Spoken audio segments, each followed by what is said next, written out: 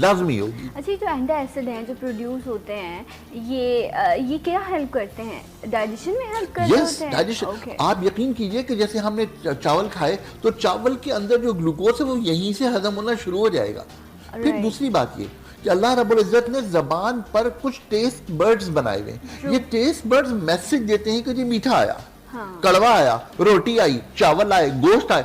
अब according to need of the food हमारे मैदे में एंजाइम बनते हैं। ठीक। अब हम मैदे की बात करते हैं। मैदे का अंदरूनी हिस्सा बहुत बारीक बारीक। अच्छा, ऐसा हम सॉरी आपकी बात मैंने शायद वो की अगर काटी है, तो हम हार्ट का साइज तो कहते हैं कि हमारी मुट्ठी के बराबर होता है। हमारा स्टमक का साइज कैसे हम जान सकते हैं कि मेरा स्टमक कितना है? देखिए, इसका ताल्लुक इससे है कि हम खाते क्या हैं, हमारी मिकदार क्या है, हमने शुरू से आदतें माँ बाप ने क्या डाली है। मतलब वो जो शुरू में आदतें डली हुई 2-2.5 साल वाली, 3 साल वाली, वही आदत जो है वो हमारे जिस्म को ही मेकअप करती है और वो सारी जिंदगी उसी तरह चलती है। अच्छा, मैं अर्ज कर रहा था मैदे की। तो मैदे की बारीक बारीक नालियां हैं। ये नालियां बिल्कुल ऐसी हैं जैसे एक बहुत ज़ईफ किसी मर्द या औरत के चेहरे पर बारीक बारीक झुर्रियां पड़ी होती हैं। बिल्कुल मैदा। ये यंग इंसान की भी आप स्टमक की कंडीशन बता रहे हैं किस तरह का? बिल्कुल ऐसी होती है। अच्छा, अब वो जो झुर्रियां हैं, उन झुर्रियों के दरमियान में नालियां हैं और उन नालियों के दरमियान छोटे छोटे से ग्लैंड्स हैं जो हमारे मैदे में एसिड या एज रिक्वायर्ड एंजाइम्स पैदा करते हैं। ये हमारी मैदे की अंदर से जो स्ट्रक्चर जो साफ है, उसका हेल्दी फंक्शन है जो उसे करना चाहिए, जो उसे करना। अब अगर उसमें से कोई भी चीज डिस्टर्ब हो जाती है तो फिर आपकी लाइफ डिस्टर्ब होने लग जाती है। तो अगर सब मेनली जो है, जब वो कहते हैं ना पहले आपको हल्का सा पेन उठता है, उसके बाद वो चीज़ बढ़ती रहती है, आपको थोड़ा, कुछ लोगों को बहुत सिवियर पेन्स होते हैं बट स्टार्टिंग में बल्कि हल्का सा लाइट सा पेन होता है कि पेट में दर्द हो रहा है साइड पर। एक तो यही समझ में नहीं आ रहा होता कि सेंटर पेन, स्टमक पेन होता है, साइड पेन होता है, ये मैदे का दर्द एग्जैक्टली होता किस जगह? देखिए, मैदे की साख के साथ ये है कि मैदे के मुंह पर एक वॉल्व लगा हुआ है, मैदे का मुंह, और वो तकरीबन दोनों पसलियों के दरमियान है। सही। जहां पर दोनों पसलियां मिलती है, यहाँ पर मैदे का मुंह है। अब यहाँ से मैदा लेफ्ट साइड पे चला जाता है, इसलिए कि राइट साइड पे लिवर होता है। जब ये लेफ्ट साइड पे चला जाता है तो इसके अंदर फैलने की सलाहियत है। ये कम होकर गुब्बारे की तरह बहुत कम भी हो जाता है और गुब्बारे की तरह फूल भी जाता है। अच्छा, अब इसके फूलने में कुछ हिस्सा ऊपर की तरफ आता है और कुछ हिस्सा नीचे की तरफ है। मैदे की शक्ल यूं करके इस तरह ऊपर है, तो वहां पर ऊपर गैसेस जमा होने की सलाहियत मौजूद है। अगर इस जगह पर गैसेस जमा हो रहे हैं और वो दिल के करीब है तो दिल पे घबराहट की कैफियत पैदा होनी शुरू हो जाती है। बहुत सारे लोग गैस्ट्राइटिस की वजह से उन्हें दिल पर बोझ की कैफियत, पहले वो हार्ट के हॉस्पिटल पहुंच गए। हाँ, बर्निंग हो रही होती है, गैस्ट्रिक का प्रॉब्लम होता है। राइट। अच्छा, अब ये एसिड जो है ये मैदे के अंदर रहना चाहिए और मैदे के मुंह पर जो वॉल्व है इसको हमेशा बिल्कुल बंद रहना चाहिए। अगर किसी वजह से, तेजाबियत की वजह से या किसी और वजह से ये मैदे का वॉल्व थोड़ा सा ढीला हो जाए तो फिर ये तेजाबियत मैदे के ऊपर आने लगती है और वो सीने में आती है। अच्छा, इस वॉल्व को बिल्कुल बंद रहना चाहिए। जब खाने का पहला हिस्सा पूरा हो जाएगा, यानी खाने का पहला टर्न पूरा हो जाएगा, तो मैदा पुश करके खाने को आगे की तरफ, आंतों की तरफ भेजेगा। जब वो पुश करेगा तो इस वॉल्व को बंद रहना चाहिए। अगर ये वॉल्व बंद नहीं होगा तो उस पुश के साथ साथ बहुत सारे लोग शिकायत करते हैं कि 1.5 घंटे बाद ऐसा लगता है वॉमिट जैसी हुई और खाना मुंह में आ गया। ये इसलिए आता है कि इनका रिफ्लक्स हर्निया एक बीमारी होती है, वो उनको होती है और वो उनका मैदा जो है वो लीक हो जाता है या थोड़ा सा खुल जाता है, जिसकी वजह से मैदा में प्रेशर जब पड़ता है तो खाना, ग़िज़ा जो है हमारे मुंह में आने लगती है। Okay, right. अच्छा, ये जो हम मैदे के बारे में बात कर रहे हैं, मैं भी जब पढ़ रही थी तो हर्निया का जिक्र आया था, तो मैं अभी जिसे ये पूछ रही थी कि ये जो प्रॉब्लम है, मैंने सुना, स्पेशली मैंने ख़वातीन में बहुत सुना कि हर्निया का प्रॉब्लम हो जाता है और शायद इसके लिए सर्जरी करवानी पड़ती है। उसके बाद आप जो है वो बेहतरी की तरफ आते हैं, खाना नहीं हज़म होता, तकलीफ़ बहुत ज़्यादा रहती है, लाइफस्टाइल डिस्टर्ब हो जाता है। चाहे मर्द हो या ख़वातीन हो, दोनों की अपनी अपनी अलग जिम्मेदारियाँ हैं और उसमें जो है उनको मुश्किलात का सामना करना पड़ता है। सब ये जो हर्निया है स्टमक से, डेफिनेटली इसी का ये प्रॉब्लम है, ये क्यों हो जाती हैं और फिर इसमें क्या हल यही है कि सर्जरी करा ली जाए और कोई हल नहीं है इसका? सर, शायद हम दो चीज़ों को मिक्सअप कर रहे हैं। हाँ। मेरी दरख्वास्त है कि रिफ्लक्स हाइटस हर्निया ये मैदे के मुंह के फैल जाने को। हाँ, ठीक है। अच्छा, हम और दूसरे हर्निया को कहीं कंफ्यूज ना करें, तो कुछ हर्निया ऐसे होते हैं जो हमारी पेरिटोनियम जो हमारी स्किन के नीचे झिल्ली लगी हुई है, उस पेरिटोनियम के फट जाने की वजह से आंतें बाहर की तरफ आ जाती हैं, वो या मर्दों में टेस्टिकल्स की तरफ चली जाती हैं या औरतों में मुख्तलिफ हिस्से में हो जाती हैं। बहुत सारे लोगों को जो सर्जरीज होती हैं उनके बाद वहाँ पर जो है क्योंकि पेरिटोनियम उनकी लीक हो जाती है, वहाँ से आंतें बाहर आने लगती हैं, उसको फिर हर्निया कहते हैं और उसमें जो है वो जाली डाल करके सर्जरी करना बहुत जरूरी है। जरूर, मतलब उसमें आप ये कह रहे हैं कि वो एक अलग टॉपिक है, लेकिन हम उसको इंशाल्लाह कभी डिस्कस भी करेंगे। बट उसमें अगर डॉक्टर आपको सर्जरी रेकमेंड करता है तो ज़रूर आप उसे फॉलो करें। जिस तरह अपेंडिक्स के लिए कहा जाता है कि उसमें भी आप विदाउट सर्जरी जो है उसका कोई हल नहीं होता।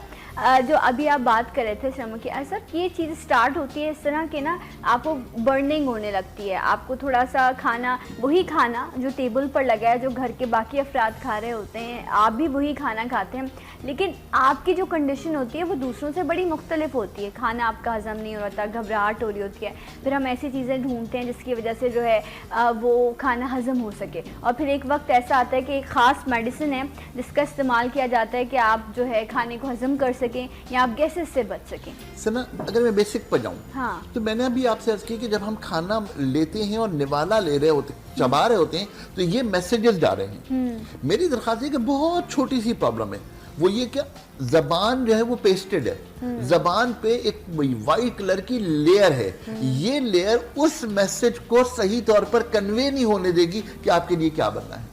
सिर्फ जबान के ऊपर पेस्ट का होना बदहजमी की पहली अलामत है, इसलिए कि मैसेजेस कन्वे नहीं हो रहे, लिहाजा अकॉर्डिंग टू इट एंजाइम नहीं बनेंगे।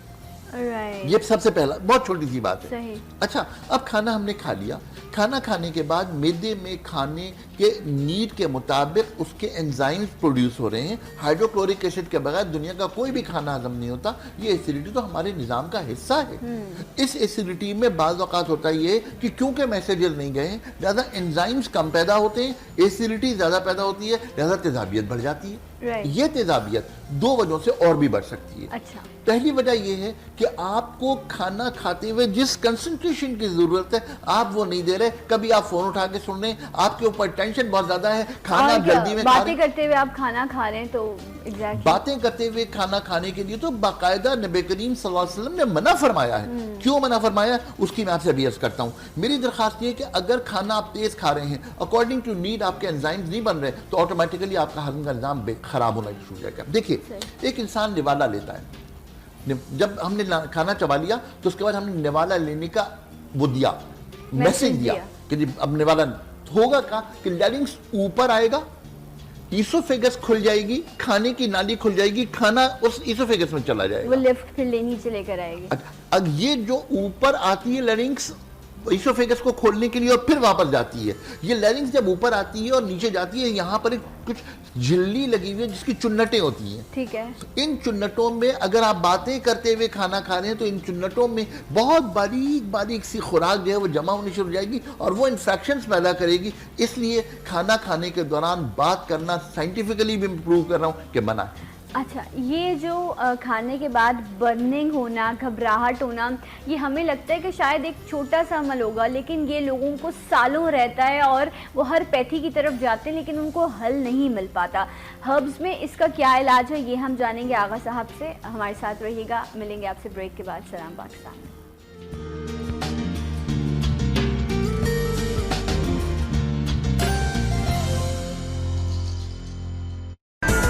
A product of Popular Group.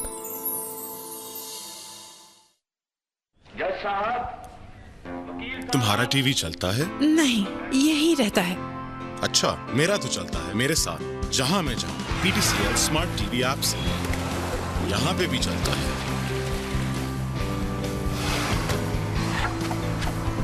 और यहां भी चलता है और यहां भी चलता है और लाइव चैनल्स को रिवाइंड और पॉज भी करता है। कैसा? स्मार्ट टीवी ऐप डाउनलोड करें किसी भी डिवाइस पर और एंजॉय करें टीवी जो अब चले हर जगह। PTCL, hello to the future। आ गया vital stand up zipper pouch. देखो जिपर की बदौलत आसानी और सहूलत, बरकरार ताजगी, जब भी पियो मजा वही। Vital Pio जिंदगी जियो।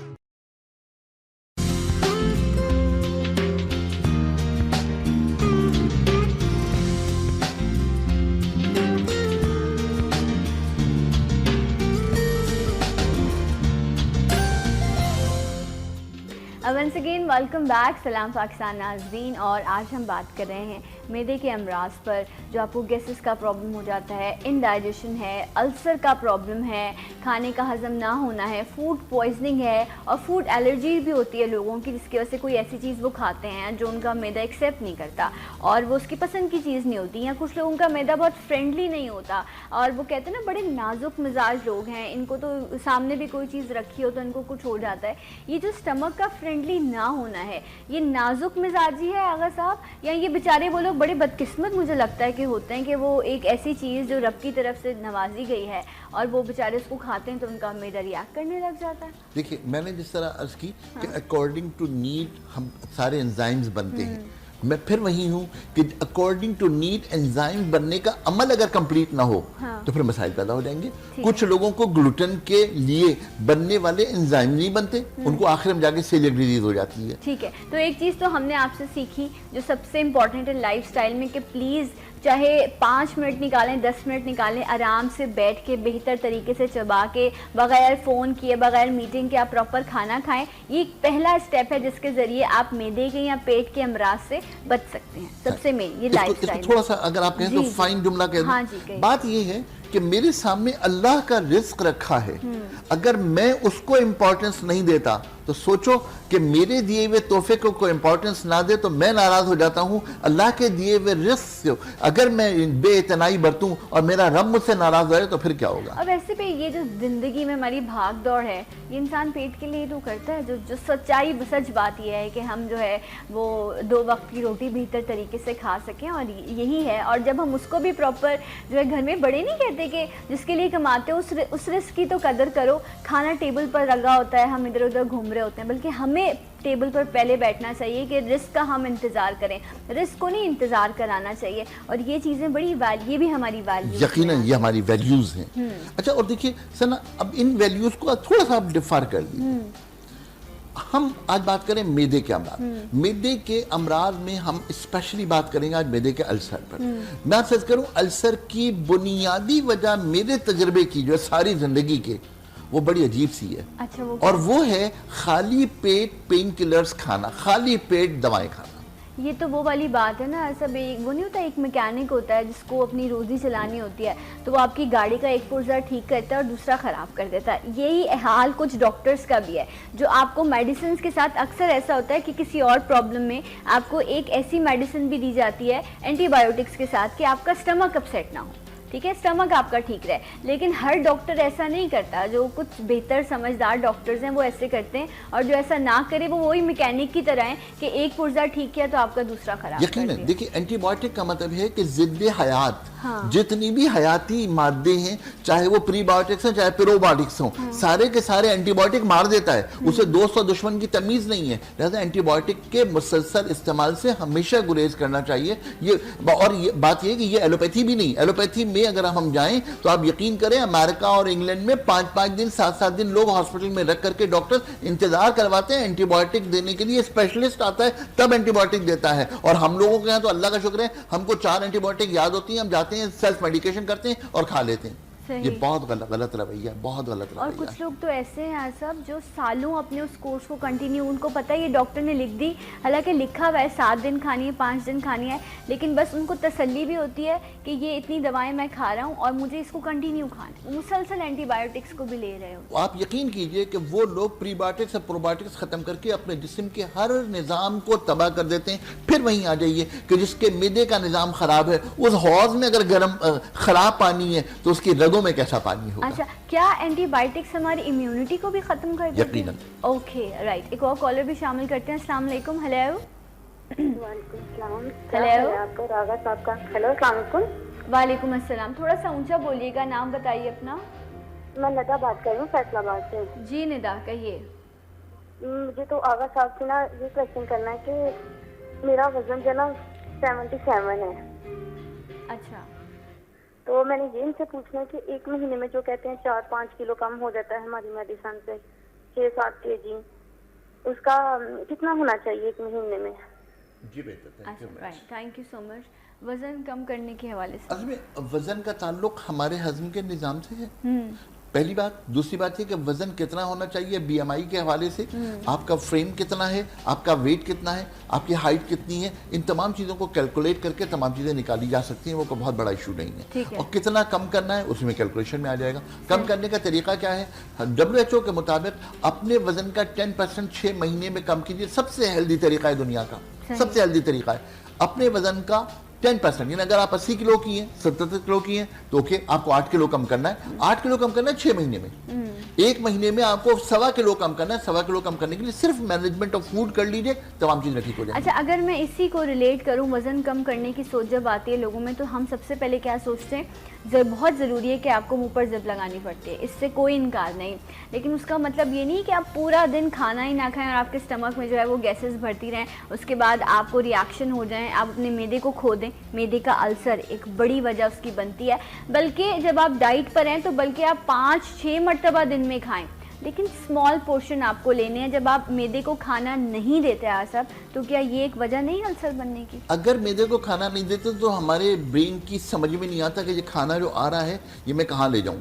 चुनांचे बड़े वक्फे के बाद जब खाना आता है तो प्लानिंग जो हमारे ब्रेन की है वो ये करती है कि नहीं, पता नहीं अगला कब आएगा, इसको भी स्टोर में डाल दूं, इसको भी स्टोर में डाल दूं। मोटापा होने लगा। और जो लोग खाना गैप करते हैं, उन लोगों का लोअर एब्डोमेन लाजमन बढ़ेगा।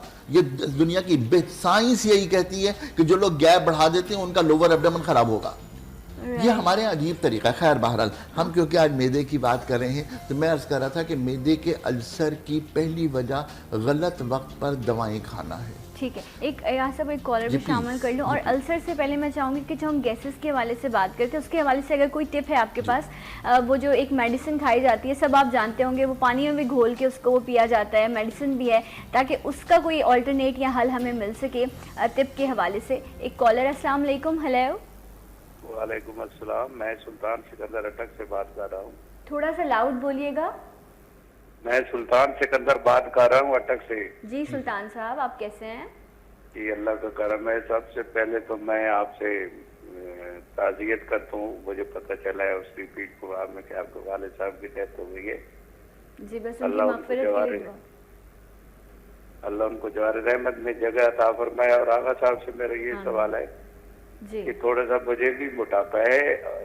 सबसे पहली मसला तो ये है कि मैं जो ये है ना रीढ़ के 20 के मोरों में मेरी तकलीफ होती है।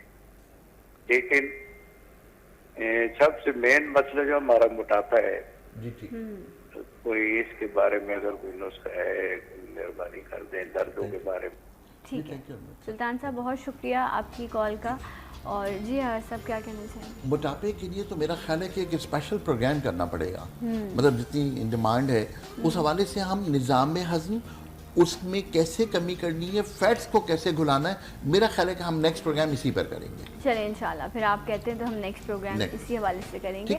अच्छा, अभी सब जो हम गैस्ट्रिक के हवाले से आप बात कर रहे थे कि गैसेस प्रोड्यूस होती हैं, दिल पे घबराहट होती है, कोई टिप में कोई इस तरह की कोई टिप है कि आप खाने के बाद उसका इस्तेमाल करें तो उससे आपको वो जो हम मेडिसिन ले रहे होते हैं या साशियाज आते हैं वो आप पानी में घोल के पीते हैं, वो ना आपको इस्तेमाल? देखिए, जहाँ तक ताल्लुक है हमारे खाने का और उसमें पैदा होने वाली एसिडिटी का, अगर खाने की कॉम्बिनेशन ठीक होगी ऑटोमेटिकली तमाम चीज़ें ठीक होंगी।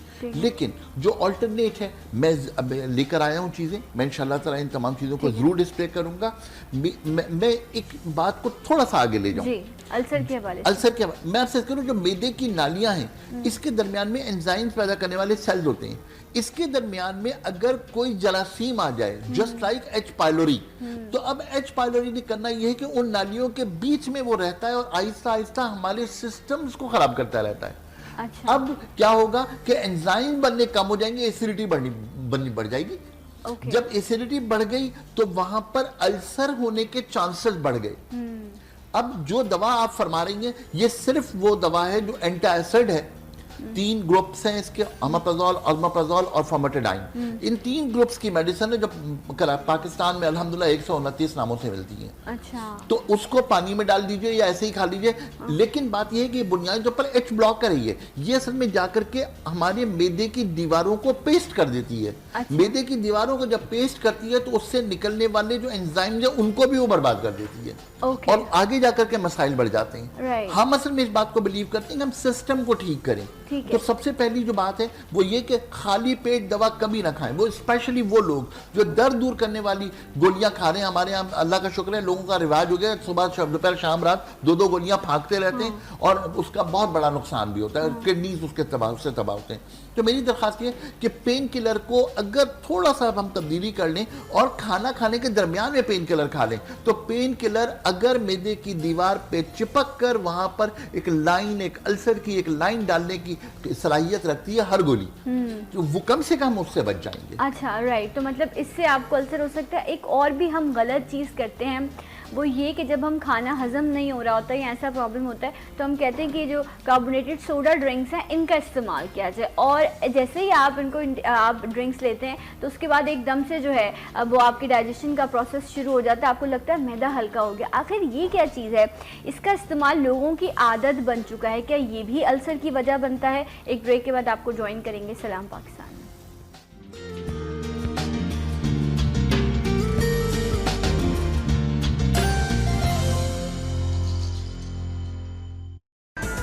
A product of Popular Group.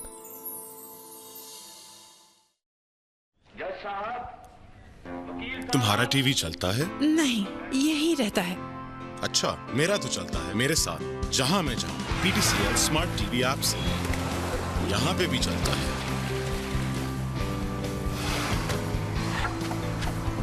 और यहां भी चलता है और यहां भी चलता है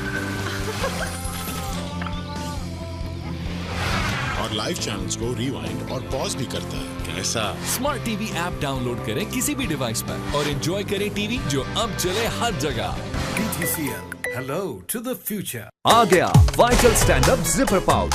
देखो जिपर की बदौलत आसानी और सहूलत, बरकरार ताजगी, जब भी पियो मजा वही। वाइटल पियो, जिंदगी जियो।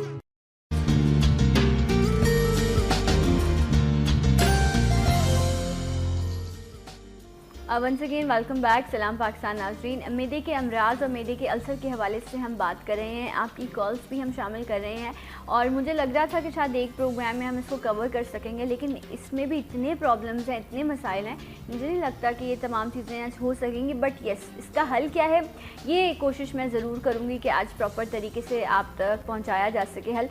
सब ये कुछ चीज़ें हैं, पहले हम इन्हें डिस्कस कर लेते हैं, फिर हम सवाल शामिल करेंगे। दो चीज़ों को मैं अलग अलग कर रहा हूँ। ठीक है। एक तो मैंने अर्ज़ की कि जो एसिडिटी बहुत ज़्यादा हो रही है, जो मैदे की गैस्ट्राइटिस के लिए भी, सीने की जलन के लिए भी और मैदे की गर्मी की वजह से मुंह में आने वाले छालों के लिए भी, ये हमने कवर किया एक दवा में। इस दवा की 4 चीज़ें हैं। ये पहली दवा है, इस दवा का नाम है सत्ते गिलो। ये इस तरह की शक्ल में मिलती है। ये गिलो का एक दरख्त होता है, उसके पत्तों से ये एक्सट्रैक्ट निकाला जाता है, जिस कॉल्ड सत्ते गिलो। ये इस तरह की चीज़ होती है। अच्छा, ओके। तो ये एक्सट्रैक्ट है, उसके बाद इसको जो है जमा लिया जाता है। तो ये सत्ते गिलो है, ये पहली दवा। दूसरी दवा है, इसका नाम है तबाशीर। तबाशीर जो है ये ते से भी लिखते हैं, तो से भी लिखते हैं। ये बैम्बूज जो है उसके दरमियान से निकलता है। Okay, very nice. ये तबाशीर है। अच्छा, ये चीनी जैसा है, कुछ बड़े बड़े से सीड, बड़े बड़े दाने हैं। ये अगर पाकिस्तानी है तो वाइट होता है और अगर इंडियन है तो थोड़ा सा पीला होता है। ओके, अच्छा, तीसरी चीज है छोटी इलायची। ये छोटी इलायची सूदिंग इफेक्ट देती है हमारे हजम के निज़ाम में। ये इस तरह है कि अगर हम सत्ते गिलो लें 50 ग्राम, हम तबाशीर लें 50 ग्राम, छोटी इलायची लें 10 ग्राम और इन तीनों का हम वजन 110 ग्राम हम लें मिश्री। ठीक है। ये मिश्री है, जो शक्कर होती है बहुत मीठी सी। बहुत सारे लोग इसको सिर्फ निकाह में और छुआरों के साथ देखते हैं, ये मिश्री वो है। तो ये 4 चीजें, ये 110 ग्राम, 50 ग्राम तबाशीर, 50 ग्राम सत्ते गिलो, 10 ग्राम छोटी इलायची और 110 ग्राम ये मिश्री। ठीक है। इन तीनों का हम वजन, ये चारों चीजों को मिलाकर रख लीजिए। ये वो दवा है जो बच्चे भी बड़े शौक से खा सकते हैं। उन बच्चों को जिनके मुंह में छाले हो जाते हैं, जिनको पेस्टेड जबान होती है, जो लोग फीडर लेने के बाद अपना मुंह जख्मी कर लेते हैं, उन तमाम बच्चों के लिए ये बहुत अच्छी दवा है। सिर्फ मुंह में छिड़क दीजिए, इससे बहुत बेहतर होगा। अच्छा, इसका पाउडर बना लेना है? इसका पाउडर सब बिल्कुल चीज़ों बारीक का। पाउडर। अच्छा, ये जो आपने इसमें मिश्री का इस्तेमाल किया, ये यकीनन बहुत मीठी होती है, तो ये शुगर पेशेंट अगर हैं तो फिर? देखिए, ये मैं अर्ज कर रहा हूँ उन बच्चों के लिए और उन तमाम लोगों के लिए शुगर पेशेंट्स नहीं है। अगर ये शुगर पेशेंट्स हैं तो मिश्री ड्रॉप कर दीजिए, बाकी दवा आप ले लीजिए, लेकिन उसकी मिकदार फिर हाफ हो जाएगी। अच्छा, ये अगर याद हो कुछ लोगों के घरों में शायद अभी भी ये चीज़ हो कि वो जो सौंफ को भून कर और उसके अंदर वो धनिया होता है, वो सीड्स, धनिया के सीड्स होते हैं, और उसमें और भी मुख्तलिफ चीज़ें होती हैं, और उसमें मिश्री भी जो है वो छोटे छोटे चंक्स करके शामिल की जाती है, और खाने के बाद जो है वो 1 चम्मच जो है वो ये ले ली जाती है। इससे भी हाजमा दुरुस्त होता है। तो इसका इतना, आज मुझे वो चीज़ याद आई, ये क्या काम करती है? इसका काम बुनियादी तौर पर हमारे एंजाइम्स को स्टिमुलेट करके पैंक्रियाटिक जूस को स्टिमुलेट करना है। और आप यकीन कीजिए, वो मैं अगर कभी बैठूं तो आपसे अर्ज करूं कि वो तिल क्या था, वो धनिया क्या था, उसके साथ क्या क्या चीजें मिलाते थे, सौंफ भुनी हुई क्यों मिलाते थे और मिश्री क्यों मिलाते थे, तो ये हजम के निजाम की एक बहुत अच्छी दवा है। हमारे यहाँ वो खाली मेहमानदारी नहीं थी, वो तमाम चीजों का केयर थी। अच्छा, ये चारों चीजें मिलाकर पाउडर बना के अपने घर में रखिए। हजम के निज़ाम की ख़राबी की सूरत में, सीने में अगर जलन हो रही हो, अगर बदहज़मी की कैफियत हो रही हो, तो उसके लिए ये चारों चीज़ों का कॉम्बिनेशन एक बहुत बड़ी दवा है। अगर डायबिटीज़ के पेशेंट हैं और मिश्री इस्तेमाल नहीं कर रहे, तो इसकी मिकदार खुराक ½ टीस्पून है बड़ों के लिए, ठीक है। और बच्चों के लिए ये मिश्री के साथ ½ टीस्पून बच्चों के लिए है, जो 5 साल से लेकर के 11 साल तक की। अच्छा, और ये सुबह और रात दिन में 3 टाइम भी ली जा सकती है खाने के बाद। और छोटे बच्चों के लिए ½ टीस्पून से कम, और 11 साल के बाद 1 टीस्पून कंप्लीट। राइट। तो ये पानी के साथ जरूर इस्तेमाल करें, ये बहुत अच्छी दवा है। राइट। अच्छा, दूसरी क्या है आपके पास? दूसरी दवा के बारे में छोटी सी मुझे वजाहत पहले करनी है, वो ये कि बहुत सारे लोगों को एच पायलोरी होता है। एच पायलोरी का इलाज ये है कि आप कुछ दवाएं लें, एंटीबायोटिक्स लें, तो एच पायलोरी बेहतर हो जाता है, लेकिन एच पायलोरी दोबारा रिवाइव कर जाता है। और एच पायलोरी क्योंकि हमारे अल्सर की पैदाइश करता है और क्योंकि नालियों के दरमियान में रहता है, तो आपसे अर्ज करूं कि पूरी दुनिया का रेशो ये है कि 2% लोगों को एच पायलोरी के बाद मैदे का कैंसर जरूर होता है। ओहो, और ये कितना खतरनाक होता है, पूरी बॉडी में फैल जाता है। बहुत तेजी के साथ। बिल्कुल, एग्जैक्टली। मेरी दरखास्त ये कि पाकिस्तान में एक रिसर्च हुई, और वो रिसर्च जापान ने की। अच्छा। और उस रिसर्च में ये था कि पाकिस्तानियों का मैदे का अल्सर का रेशो 100 टाइम्स कम क्यों है। पाकिस्तान में अल्सर नहीं होता, वो अल्सर से कैंसर नहीं होता, शिफ्ट नहीं होता, वो तो क्यों नहीं होता? हमारे मसालों की वजह से। उसमें उनकी जो रिसर्च थी वो ये कि पाकिस्तानी जो है वो लहसुन इस्तेमाल करते हैं, और पाकिस्तानी जो है वो हल्दी इस्तेमाल करते हैं। अच्छा, लेकिन हम उसको भून के तो बर्बाद कर देते हैं, लेकिन फिर भी उसका फायदा रहता है। उसका फायदा फिर भी रहता है। Very nice. अच्छा, मेरी दरखास्त ये है कि मैं जो आज दवा बता रहा हूँ, इसमें मैंने खास तौर पर हल्दी इसलिए शामिल की है कि मेरे सामने ये रिसर्च थी, और मैंने इस रिसर्च की बुनियाद पर एक दवा डेवलप की, और इस दवा के बारे में मैं ये दरखास्त कर सकता हूं कि ये न सिर्फ ये कि मैदे के अल्सर के लिए, एच पायलोरी के लिए, बल्कि हजम के निजाम को बेहतर करने के लिए, गैस्ट्राइटिस को कम करने के लिए बहुत अच्छी दवा। अच्छा, ये हम जानेंगे कि क्या क्या चीजें। पहले एक कॉलर। अस्सलाम वालेकुम। हेलो। वालेकुम अस्सलाम जी, मैं शिवाना बात कर रही हूँ शोरकोट से। जी, आप कैसी हैं? जी मैं शुक्र अल्लाह का, ठीक ठाक। आप कैसी? अल्लाह का शुक्र, मैं खैरियत से हूँ। कहिए शबाना। जी, मुझे ना डॉक्टर आगा साहब से पूछना है, डॉक्टर साहब से, कि मेरा ना मैदा काफी अरसे से खराब है। मतलब ये है कि खाना खा लूं तो लगता है जैसे हजम नहीं हो रहा, बोझ सा रहता है, और कब्ज भी रहती है। और इसके अलावा मैंने अपने बेटे के लिए भी थोड़ा सा पूछना था कि उसकी एज 20 साल है, लेकिन वो जो दरमियान में से घुटने तक टकराते हैं ना, जैसे इस तरह है वो, क्या ये किसी वजह से ठीक हो सकता है? अच्छा, ठीक है। Right, thank you so much आपकी कॉल का शबाना। मैंने आपके सवाल नोट कर लिए हैं। पहले मैं ये जो आगा साहब आपको आज टिप बता रहे हैं, ये बल्कि दवा है, ये टिप नहीं है, ये मेडिसिन है, आप इसका इस्तेमाल कर सकते हैं। जी आगा साहब बताइए। पहली दवा जो है हम जो आज इस हवाले से बता रहे हैं, जो मैदे के अल्सर के लिए और मैदे के निज़ाम को बेहतर करने की दवा है, और this is specially for H pylori. Okay. इसमें पहली दवा है सौंफ। राइट। उसी सौंफ को जिसको आप कह रही थी कि हम भून करके मेहमानों में दिया करते थे, ये वही दवा है। ये दूसरी दवा है जो हमारे तकरीबन खानों में शामिल होती है, पुदीना। ओके, ये खुश्क पुदीना है। खुश्क पुदीना, ठीक है। और ये तीसरी दवा है, इस दवा का नाम है मुलेठी। मुलेठी के बारे में रिसर्च ये है कि मुलेठी न सिर्फ अल्सर को ठीक करती है, बल्कि मुलेठी का मुसलसल इस्तेमाल हेपेटाइटिस सी को ठीक कर सकता है। This is glycyrrhiza glabra. मुलेठी को ग्लिसराइजा गाल्ब्रा कहते हैं। इसका जो बोटेनिकल नेम है, उसको अगर हम एक्सट्रैक्ट करें तो ये इतनी बेहतरीन दवा है जो न सिर्फ ये कि अल्सर को ठीक करती है, बल्कि ये हमारे हेपेटाइटिस सी को भी ठीक कर सकती है। लेकिन इस दवा के साथ एक छोटा सा प्रॉब्लम है कि इस दवा को मुस्तकिल खाने के लिए उन लोगों का इंतखाब करना चाहिए जिन्हें ब्लड प्रेशर ना हो, इसे ये दवा कभी कभी ब्लड प्रेशर को बढ़ा सकती है। Okay, right. अच्छा साहब, मैं कहीं पढ़ रही थी, वो रिसर्च मेरी पूरी नहीं हुई, मैं उन चीज़ों को जानूंगी तो फिर आऊँगी कि पंजाब के कुछ शहर ऐसे हैं जहाँ पे हेपेटाइटिस सी के मरीज़ जो हैं वो बढ़ते जा रहे हैं, और उसकी वजह ये पंजाब के हवाले से एक रिसर्च है, लेकिन उसके बारे में थोड़ा सा जान के फिर हम उस पर मैं ज़रूर आगा साहब से कहूँगी कि शायद आपकी नॉलेज में भी ये चीज़ होगी। बहुत सारे शहर हैं पंजाब के, सिंध का सांगड़ है, बन्नू के करीब का पूरा एरिया जो केपीके का है, वो तमाम जो है बहुत इस वक्त ऑन रिस्क है हेपेटाइटिस सी के हवाले से। अच्छा, ये आप 3 चीज़ें आपने बता दी है। सूखा पुदीना है इसमें, और सौंफ है, मुलेठी है, और अब आप चौथी चीज़ बता रहे हैं हल्दी। हल्दी, ये वो जो एंटी कैंसर मेडिसिन है, एंटी कैंसर मेडिसिन है। और मैं आपसे अर्ज करूं कि इसको कुरकुमा लौंगा, हमारे यहाँ तो लोग टर्मेरिक कहते हैं ना, इसका जो बोटेनिकल नेम है दैट इज कुरकुमा लौंगा। और इसके अंदर जो कुरकुमीन एक जुज़ है, उस कुरकुमीन के बारे में पूरी दुनिया में अब ये तहकीक मुत्तफ़िक़ा तौर पर हो गई है कि ये एंटी कैंसर ड्रग है। तो एच पाइलोरी के लिए ये 4 चीज़ों का मुरक्कब, पुदीना, सौंफ, मुलेठी और हल्दी, ये हम वज़न लेकर के बिल्कुल बारीक पीस लें, और इसका 1/4 टीस्पून सुबह, दोपहर, शाम हर खाना खाने के साथ इस्तेमाल करें तो इस एच पाइलोरी भी ठीक होगा, मैदे में तेजाबियत जो उसकी वजह से पैदा होती है वो भी ठीक होगी, और एच पाइलोरी डेफिनेटली काम होगा, डेफिनेटली काम होगा।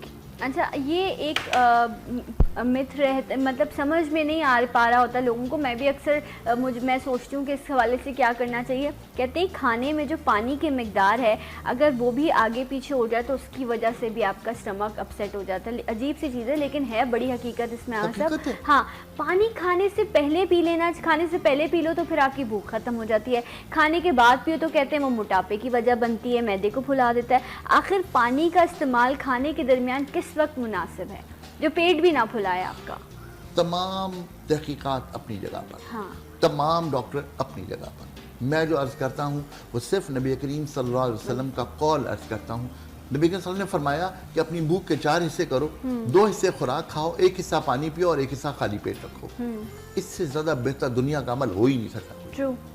बात यह है कि खाने के बहुत सारे हकीम कहते हैं खाना खाने के बाद पानी नहीं पियो, खाने के दरमियान पानी नहीं पियो, बिल्कुल नहीं पियो। आपकी बात फिर वो कि अगर खाने में पानी का रेशो कम हो जाए तो खाने के हजम में खराबी पैदा होगी। यस, सबसे दुनिया का बेहतरीन हाल यही है कि 2 हिस्से खुराक हो, 1 हिस्सा पानी हो और 1 हिस्सा अपने आप को खाली रखा जाए। इससे बेहतर अमल कोई नहीं हो सकता। इसमें पानी की जरूरत भी पूरी होगी। जिस सालन की बात करें, वो लोग जो भुना हुआ सालन मुसलसल खाते हैं। सिर्फ ये बताएं, खाने के बाद पानी पीना चाहिए, पहले पीना चाहिए या दरमियान में पानी पीना चाहिए। अच्छा। और दरमियान में इतना पीना चाहिए जो क्वांटिटी ऑफ फूड आपकी है उसके मुकाबले में उसकी क्वांटिटी हाफ हो। अच्छा, मतलब ना एंड में ना पहले, खाने के बीच दौरान जो है वो आप पानी का इस्तेमाल कर सकते हैं। जो खाने के फौरन बाद 1 गिलास 2 गिलास आप पानी पी लेते हैं वो भी आपका जो है अब नुकसान। लेकिन पानी कौन सा?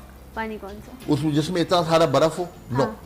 पानी वो जो आपके बॉडी के टेम्परेचर को मेंटेन करे। और वो लोग चाइनीज के अगर हम हवाला लें तो चाइनीज हमेशा नीम गर्म पानी पीते हैं। अगर आप इस दरमियान में रूम टेम्परेचर का पानी पिए, बहुत ज्यादा ठंडा अगर आपको पीना है तो मेरी रिवायत तो यही है कि सुराही का पानी पीजिए।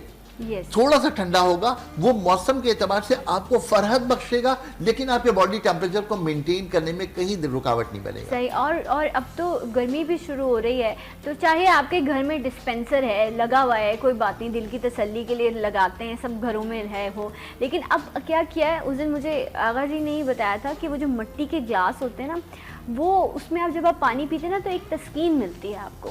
तो हम शायद अब मटके, वैसे तो अब मटकों में भी जो है वो उन्होंने बड़े अच्छे से स्टाइलिश से मटके भी बना दिए हैं, लेकिन शायद आप कहेंगे मैं बहुत ही पीछे आप लोगों को लेके जा रही हूँ। ज़रूर डिस्पेंसर रखे हैं, हर घर में मौजूद है, लेकिन मिट्टी के गिलास जो है ना, अब आप उसमें ज़रूर पानी पिएं। आप मिट्टी की सुराही रखें, डिस्पेंसर रखें, कभी कभी दोनों में अलग अलग पानी पी के देखें फरहत कहाँ मिलती है। हाँ, खुद बहुत इवन पता कि ग्लास में फ़र्क है। मैं अब मिट्टी का ग्लास उसमें पानी पीती हूँ, तो मुझे शीशे के ग्लास में आप पानी पियेंगे उसमें आपको अलग वो तस्कीन क्या, वो तो एक प्यास बुझती है, लेकिन वो जो मिट्टी का ग्लास है उसमें अलग आपको जो है वो एक तस्कीन मिलती है। तो ट्राई करके देखिएगा, यकीनन आपको उससे जो है वो एक फ़र्क महसूस होगा।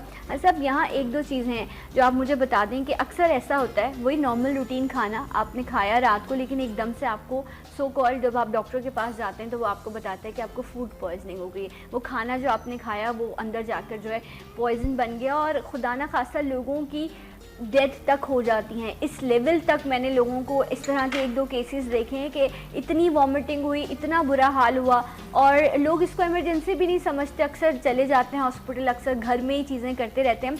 ऐसी कंडीशन में जब आपका फूड पॉइजन बन जाए, क्या करना चाहिए? हॉस्पिटल तक पहुंचने से पहले मैं बता रहा हूँ, फूड पॉइजन बन गया तो उसे निकलना चाहिए या जल्द होना चाहिए? यकीनन निकल जाना चाहिए। इसीलिए अल्लाह का निजाम उल्टियां और लूज मोशन शुरू कर देता है। अल्लाह का निजाम है ये, ठीक है, ये अल्लाह का, और हम उसको रोकने के लिए जा रहे होते हैं। नो, रोकिए नहीं, अपनी जिस्म की एनर्जी को बैलेंस कीजिए। 2 दिन के अंदर अंदर बिल्कुल ठीक हो जाएगा, आपके अंदर पॉइजन नहीं रहेगा अगर आप इसको कर लें तो। मैं एक दवा बता रहा हूँ, सौंफ, पुदीना, छोटी इलायची, और चौथी चीज इसके अंदर है अदरक। ओके, इन चारों चीजों को पानी में बॉईल कीजिए, इसका पानी मुसलसल पीजिए, उस वक्त तक पीजिए जब तक कि आप हॉस्पिटल या डॉक्टर के पास न पहुंच जाएं, और जो इमरजेंसी ट्रीटमेंट है ये आप लेते रहें। इससे इंशाल्लाह ताला आप बहुत बेहतर हो जाएंगे फूड पॉइजनिंग के हवाले से। लेकिन मेरी सिर्फ एक दरख्वास्त है कि फूड पॉइजनिंग को रोकना हमेशा नुकसानदेह होता है। इसके लिए सिर्फ आप रेस्ट कीजिए, अपने आप को मेंटेन कीजिए, अपनी एनर्जी को बेहतर कीजिए, और 2 दिन इंतजार कर लीजिए। लेकिन ये है कि आई रिमेंबर लास्ट टाइम बकरा ईद जो है, क्योंकि नॉर्मली बीफ नहीं खाते, तो वो अगर आप कभी इस तरह खा लें तो एकदम से जो है ना वो रिएक्ट करती है। वही बात ना कि आपने अपने स्टमक को आदत ही नहीं डाली होती, फिर वो इस तरह की कोई चीज़ लेता है तो वो एकदम से आपको रिएक्शन देता है, तो वो इतनी बुरी हालत हो जाती है उसमें। और आपकी जब आपको जब वॉमिटिंग हो रही होती है, आपको लग रहा होता है कि बस इसके साथ ना आपकी जान भी निकल जाएगी। वो इतना तकलीफ दे अमल होता है। सो इसलिए बेहतर है कि जो चीज़ जिस चीज़ की आपने वो फिर आप ना इस्तेमाल करें। बहुत ज़्यादा हैवी इस्तेमाल ना करें, थोड़ी बहुत इस्तेमाल करके आदत डालिए। आदत डालिए, हाँ, ये भी अच्छी चीज़ है कि थोड़ा थोड़ा करके। और ये वही प्रैक्टिस जो आगा साहब ने कहा था कि माँ बाप अपने बच्चे को 2-2.5 साल की उम्र जब उसकी वो फीडिंग स्टार्ट करते हैं, उसको सॉलिड फूड देते हैं, उस टाइम जो चीज़ आपको देंगे वो स्टमक उस मैसेज को कि हाँ हाँ ये चीज़ें हैं जो मैंने खानी है। जिस तरह आप चाइनीज़ हैं, वो शुरू से अपने बच्चों को जो चीज़ देते हैं, वो अगर कहीं बेचारे कहीं बाहर जाके खा लें तो उनका मैदा ख़राब हो जाता है। यकीनन। और मैं आपसे करूँ, दुनिया में बेहतरीन उम्र बच्चे की जब खाना शुरू करने की वो है 11 महीने। 11 महीने की उम्र में अपने साथ बिठाकर बच्चे को खाना खिलाना शुरू कीजिए। आप यकीन कीजिए बच्चा वही कुछ खाएगा जो आप खा रहे हैं, उसकी आदत उसकी हर चीज़ की पड़ती चलेगी। अच्छा, हम नरम ग़िज़ा तो बच्चे को देते हैं, हम मीठे की भी आदत डालते हैं, लेकिन माएँ बड़ी घबरा रही होती हैं कि ना नहीं इसको मिर्चें नहीं देनी, बच्चे को मिर्ची लग जाएगी। लेकिन कहते हैं कि आप दस्तरखान पर अपने साथ बिठाएं और उसको भी जो है जो आप खा रहे हैं वो उसको खाने की आदत डालिए। तो मिर्च देनी चाहिए। आप तो ये बात कर रही हैं, लोग तो जो है उसके साथ जो है वो कोई ना कोई ब्लैक वाला कोला दे रहे होते हैं, और कोला ड्रिंक आपको पता है कितना नुकसानदेह है। हम छोटे बच्चों को 3-4 महीने के बच्चों को कोला ड्रिंक दे रहे होते हैं। यस, जो हम बात कर रहे थे ऐसा कि जो है कॉन्स्टिपेशन हो जाती है, उसके लिए कोई आप टिप बता देंगे? फिर मुझे वाइंड अप करना है इस सेगमेंट को। सिर्फ एक चीज मैं आपसे करूं, सना की पत्तियां। अच्छा, सीन से सना। हाँ। सना की पत्तियां बहुत मशहूर हैं, सना मक्की कहलाती हैं। सिर्फ पत्तियां ले लीजिए, पानी में डालिए। हाँ। तकरीबन 100 ग्राम अगर पत्तियां हो तो आधा लीटर पानी हो और आधा किलो गुड़ हो, उसको खूब अच्छी तरह पकाइए। पकाकर उसे छान करके शरबत घर में रख लीजिए। हर बच्चे के लिए बहुत अच्छी दवा है, हर मरीज के लिए बहुत अच्छी दवा है। बच्चे को 1 टीस्पून, बड़ों को 2 टेबलस्पून इसका शरबत पिला दीजिए, गुड़ का, सना वाला। इंशाल्लाह ताला कॉन्स्टिपेशन नहीं रहेगा। इंशाल्लाह। थैंक यू सो मच आगा साहब, बहुत शुक्रिया आपका। और मैं यहाँ एक ब्रेक लूँगी और मिलूँगी आपसे ब्रेक के बाद। सलाम पाकिस्तान में।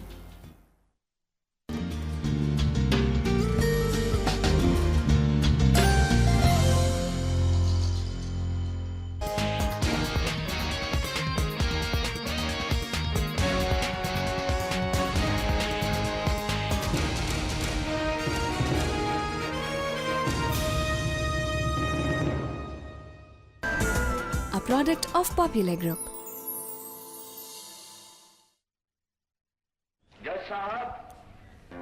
तुम्हारा टीवी चलता है? नहीं, यही रहता है। अच्छा, मेरा तो चलता है मेरे साथ जहां मैं जाऊं। PTCL स्मार्ट टीवी ऐप से यहां पे भी चलता है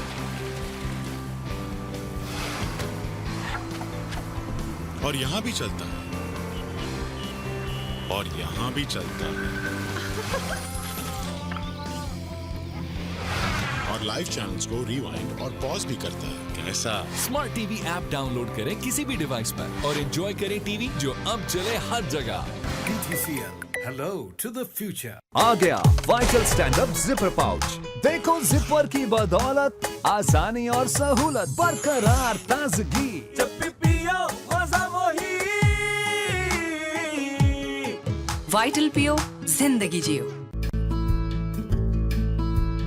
You don't become the most read English newspaper in Pakistan overnight, or set the agenda for politics, culture, and change in Pakistan overnight, or win prizes for reporting in Pakistan overnight. Maybe that's why there's only one newspaper that covers the nation like it deserves to be covered, and that's The Nation. This headline news is brought to you by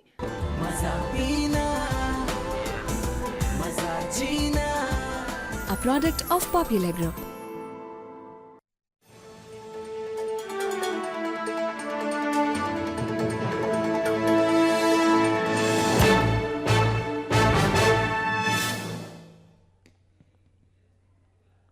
अस्सलामुअलैकुम, आप हैं वक्त के साथ और मैं हूं लुकमान अली। सबसे पहले वक्त हेडलाइंस।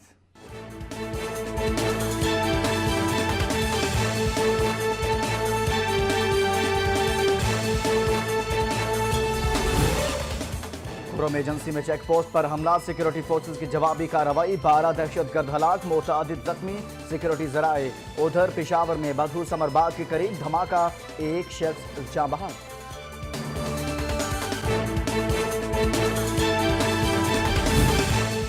कराची के हल्का NA 245 और PS 115 के ज़िमनी इलेक्शन के लिए पोलिंग जारी, पीपल्स पार्टी समेत 14 उम्मीदवार मद्दे मुकाबिल। बाज़ पोलिंग स्टेशन पर मुखालिफ कारकुन आमने सामने, DG रेंजर्स का मुख्तलिफ पोलिंग स्टेशन का दौरा, सिक्योरिटी इंतजामात का जायजा।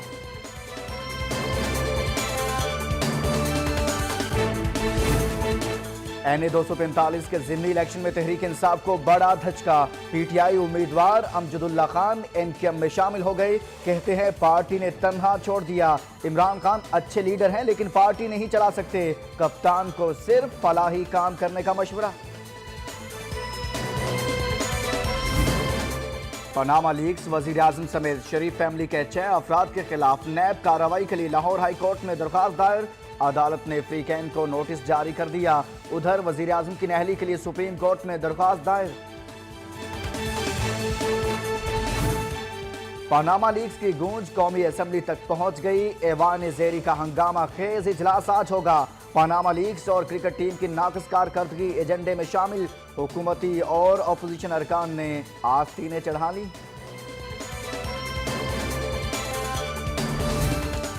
डॉक्टर आसिम को कराची के एहतसाब अदालत में पेश कर दिया गया। साबिक वजीर पर करोड़ों रुपए की करप्शन और इख्तियारात से तजावुज का इल्जाम है। डॉक्टर आसिम पर आज फर्द जुर्म आयद होने का इम्कान।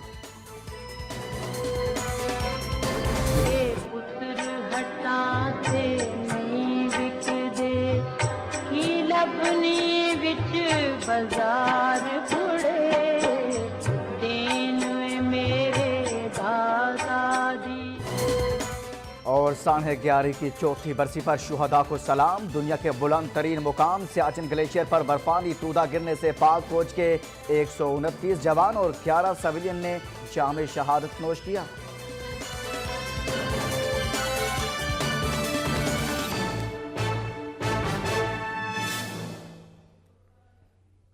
हेडलाइंस आप में जाने और आगाज में बात करेंगे कराची से कौमी असम्बली के हल्का NA 245 में पोलिंग का अमल जारी है। हल्के में वाक़े अब्दुल्ला कॉलेज में पोलिंग स्टेशन तो बना दिया गया है, लेकिन तालिबात को ज़िमनी इलेक्शन के रोज़ छुट्टी का नहीं बताया गया, जिस पर तालिबात पढ़ाई के लिए कॉलेज पहुंच गई हैं।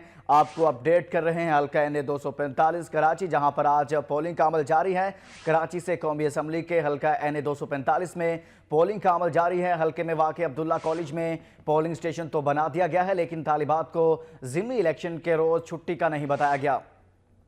छुट्टी का ना बताए जाने पर तालिबात पढ़ाई के लिए कॉलेज पहुंच गई हैं, लेकिन कॉलेज में आज पढ़ाई नहीं बल्कि पोलिंग का अमल जारी है, क्योंकि कराची के हल्का NA 245 में आज इलेक्शन हो रहा है और पोलिंग का अमल जारी है। मज़ीद तफसीलात जानेंगे नुमाइंदा वक्त न्यूज़ अख्तर नवाज से। अख्तर नवाज, अपडेट कीजिएगा इस हवाले से।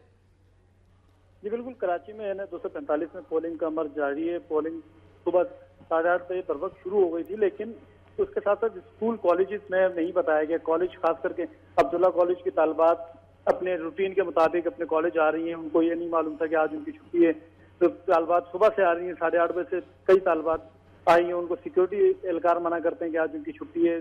उनको उनके इदारे ने या महकमा तालीम की जानिब से, सिंध की जानिब से कोई ऐलान नहीं किया गया था, ना उनको बर वक्त बताया गया कि आज उनकी छुट्टी है।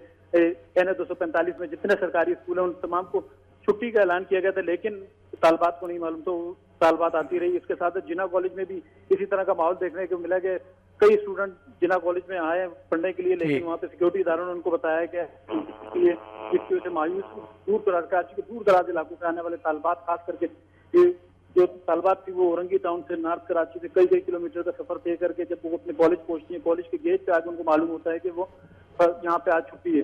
जी शुक्रिया अख्तर नवाज, कराची से अपडेट कर रहे थे, जहां हल्का NA 245 में ज़िमनी इलेक्शन हो रहा है और आज पोलिंग का अमल जारी है। कराची से आपको अपडेट कर रहे हैं कि जहां पर NA 245 में ज़िमनी इलेक्शन के लिए पोलिंग का अमल जारी है और NA 245 में पोलिंग का अमल जारी है और तालिबात कॉलेज पहुंच गई हैं, लेकिन कॉलेज से आज छुट्टी थी और कॉलेज इंतज़ामिया की तरफ से तालिबात को आगाह नहीं किया गया था इस छुट्टी के हवाले से। यही वजह बनी कि अब्दुल्ला कॉलेज में पोलिंग स्टेशन कायम हुआ, लेकिन तालिबात ला इल्म रहीं।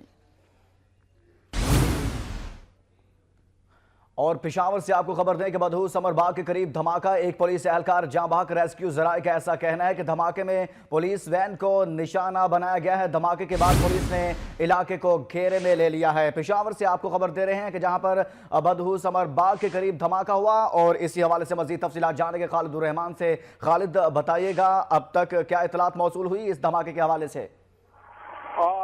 जी बिल्कुल, ये पेशावर का नवाही इलाका है बुद्धू समरबाग, जहां पर दहशतगर्दों ने एक दरख्त के नीचे बारूदी मवाद छुपाया था और जिसका जोरदार धमाका हुआ है। और इस धमाके के नतीजे में एक पुलिस एहलकार शहीद, एक पुलिस एहलकार समेत 2 जख्मी हो गए हैं। जख्मियों को बरोक्त इमदाद के लिए नेवी अस्पताल मुंतकिल कर दिया गया है, जबकि जाए वफा को सिक्योरिटी फोर्सेस ने घेरे में लिया हुआ है। सर्च ऑपरेशन का इस वक्त सिलसिला शुरू कर दिया है, लेकिन यहाँ पर जय वफा पर अब से थोड़ी देर कबल SSP ऑपरेशन ने यहाँ का दौरा किया और मीडिया से बातचीत करते हुए उनका कहना था कि इस इलाके में आज पोलियो मुहिम है और उसकी सिक्योरिटी के लिए पुलिस एहलकार तैनात थे। पुलिस एहलकार इस दरख्त के नीचे खड़े थे जो कि आने और जाने वालों को चेक कर रहे थे, उनकी तलाशी ले रहे थे। उस दौरान दहशतगर्दों ने रिमोट कंट्रोल के जरिए से धमाका कर दिया है, जिसके नतीजे में एक एहलकार शहीद जबकि एक पुलिस एहलकार शहीद हुआ है इस धमाके के नतीजे में। शुक्रिया खालिद रहमान, अपडेट कर रहे थे पेशावर से।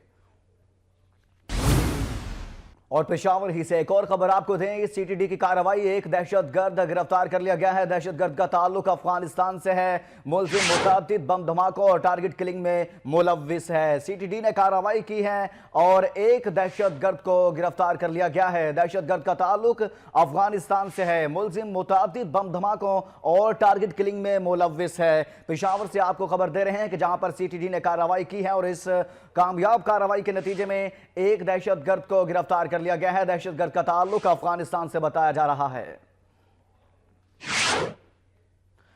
डॉक्टर इमरान फारूक कत्ल केस की समाअत मुल्जिम मुअज्जम की दरखास्त जमानत पर बगैर कार्रवाई मुलतवी कर दी गई है। केस की समाअत इंसदाद दहशतगर्दी की अदालत के जज सैयद कौसर अब्बास की रुखसत के बायस मुलतवी हुई है। डॉक्टर इमरान फारूक कत्ल केस की समाअत मुल्जिम मुअज्जम की दरखास्त जमानत पर बगैर कार्रवाई मुलतवी कर दी गई है। केस की समाअत इंसदाद दहशतगर्दी की अदालत के जज सैयद कौसर अब्बास की रुखसत के बायस मुलतवी की गई है। मजीद तफसीलात जानेंगे मोहम्मद अवैस से।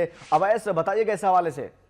जी बिल्कुल लुकमान, डॉक्टर इमरान फारूक कत्ल केस की दरखास्त पर जो आज समाअत होनी थी वो बगैर किसी कार्रवाई के मुलतवी कर दी गई है। केस की समाअत इंसदाद दहशतगर्दी अदालत के जज सैयद कौसर अब्बास जैदी की रुखसत के बायस से मुलतवी की गई है। मुलजिम खालिद शमीम, मौसम अली और मौजम अली की रिहाई से मुतालिक जो दरखास्तें थी उन पर गुज़श्ता समाअत पर फैसला महफूज कर लिया गया था जो कि आज सुनाना था, लेकिन आज जज की रुखसत के बाद फैसला न सुनाया जा सका। मौजम की दरखास्त जमानत पर FIA ने अभी तक जो प्रोसिक्यूटर है वो मुकर्रर नहीं किया। गुज़श्ता समाअत पर भी अदालत से इस्तदा की गई थी कि प्रोसिक्यूटर की मुकर्रर करने का वक्त दिया जाए। अदालत ने वक्त दिया था, लेकिन इस समाअत पर भी FIA ने प्रोड्यूसर की वकील मुकर्रर करने की जो मजीद मोहलत है वो मांग ली है। इस तरह केस की जो समाअत है वो 12 अप्रैल तक मुलतवी कर दी गई है। जी शुक्रिया मोहम्मद अवैस, इस्लामाबाद से अपडेट कर रहे थे।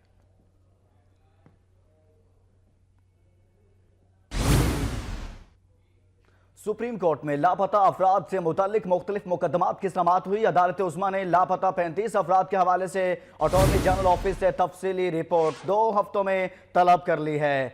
सुप्रीम कोर्ट में लापता अफराद से मुतालिक मुख्तलिफ मुकदमात की समाअत हुई। अदालत उस्मा ने लापता 35 अफराद के हवाले से अटॉर्नी जनरल ऑफिस से तफसीली रिपोर्ट 2 हफ्तों में तलब कर ली है। इसी हवाले से मजीद जानेंगे वसीम रजाक से। वसीम, अपडेट कीजिएगा।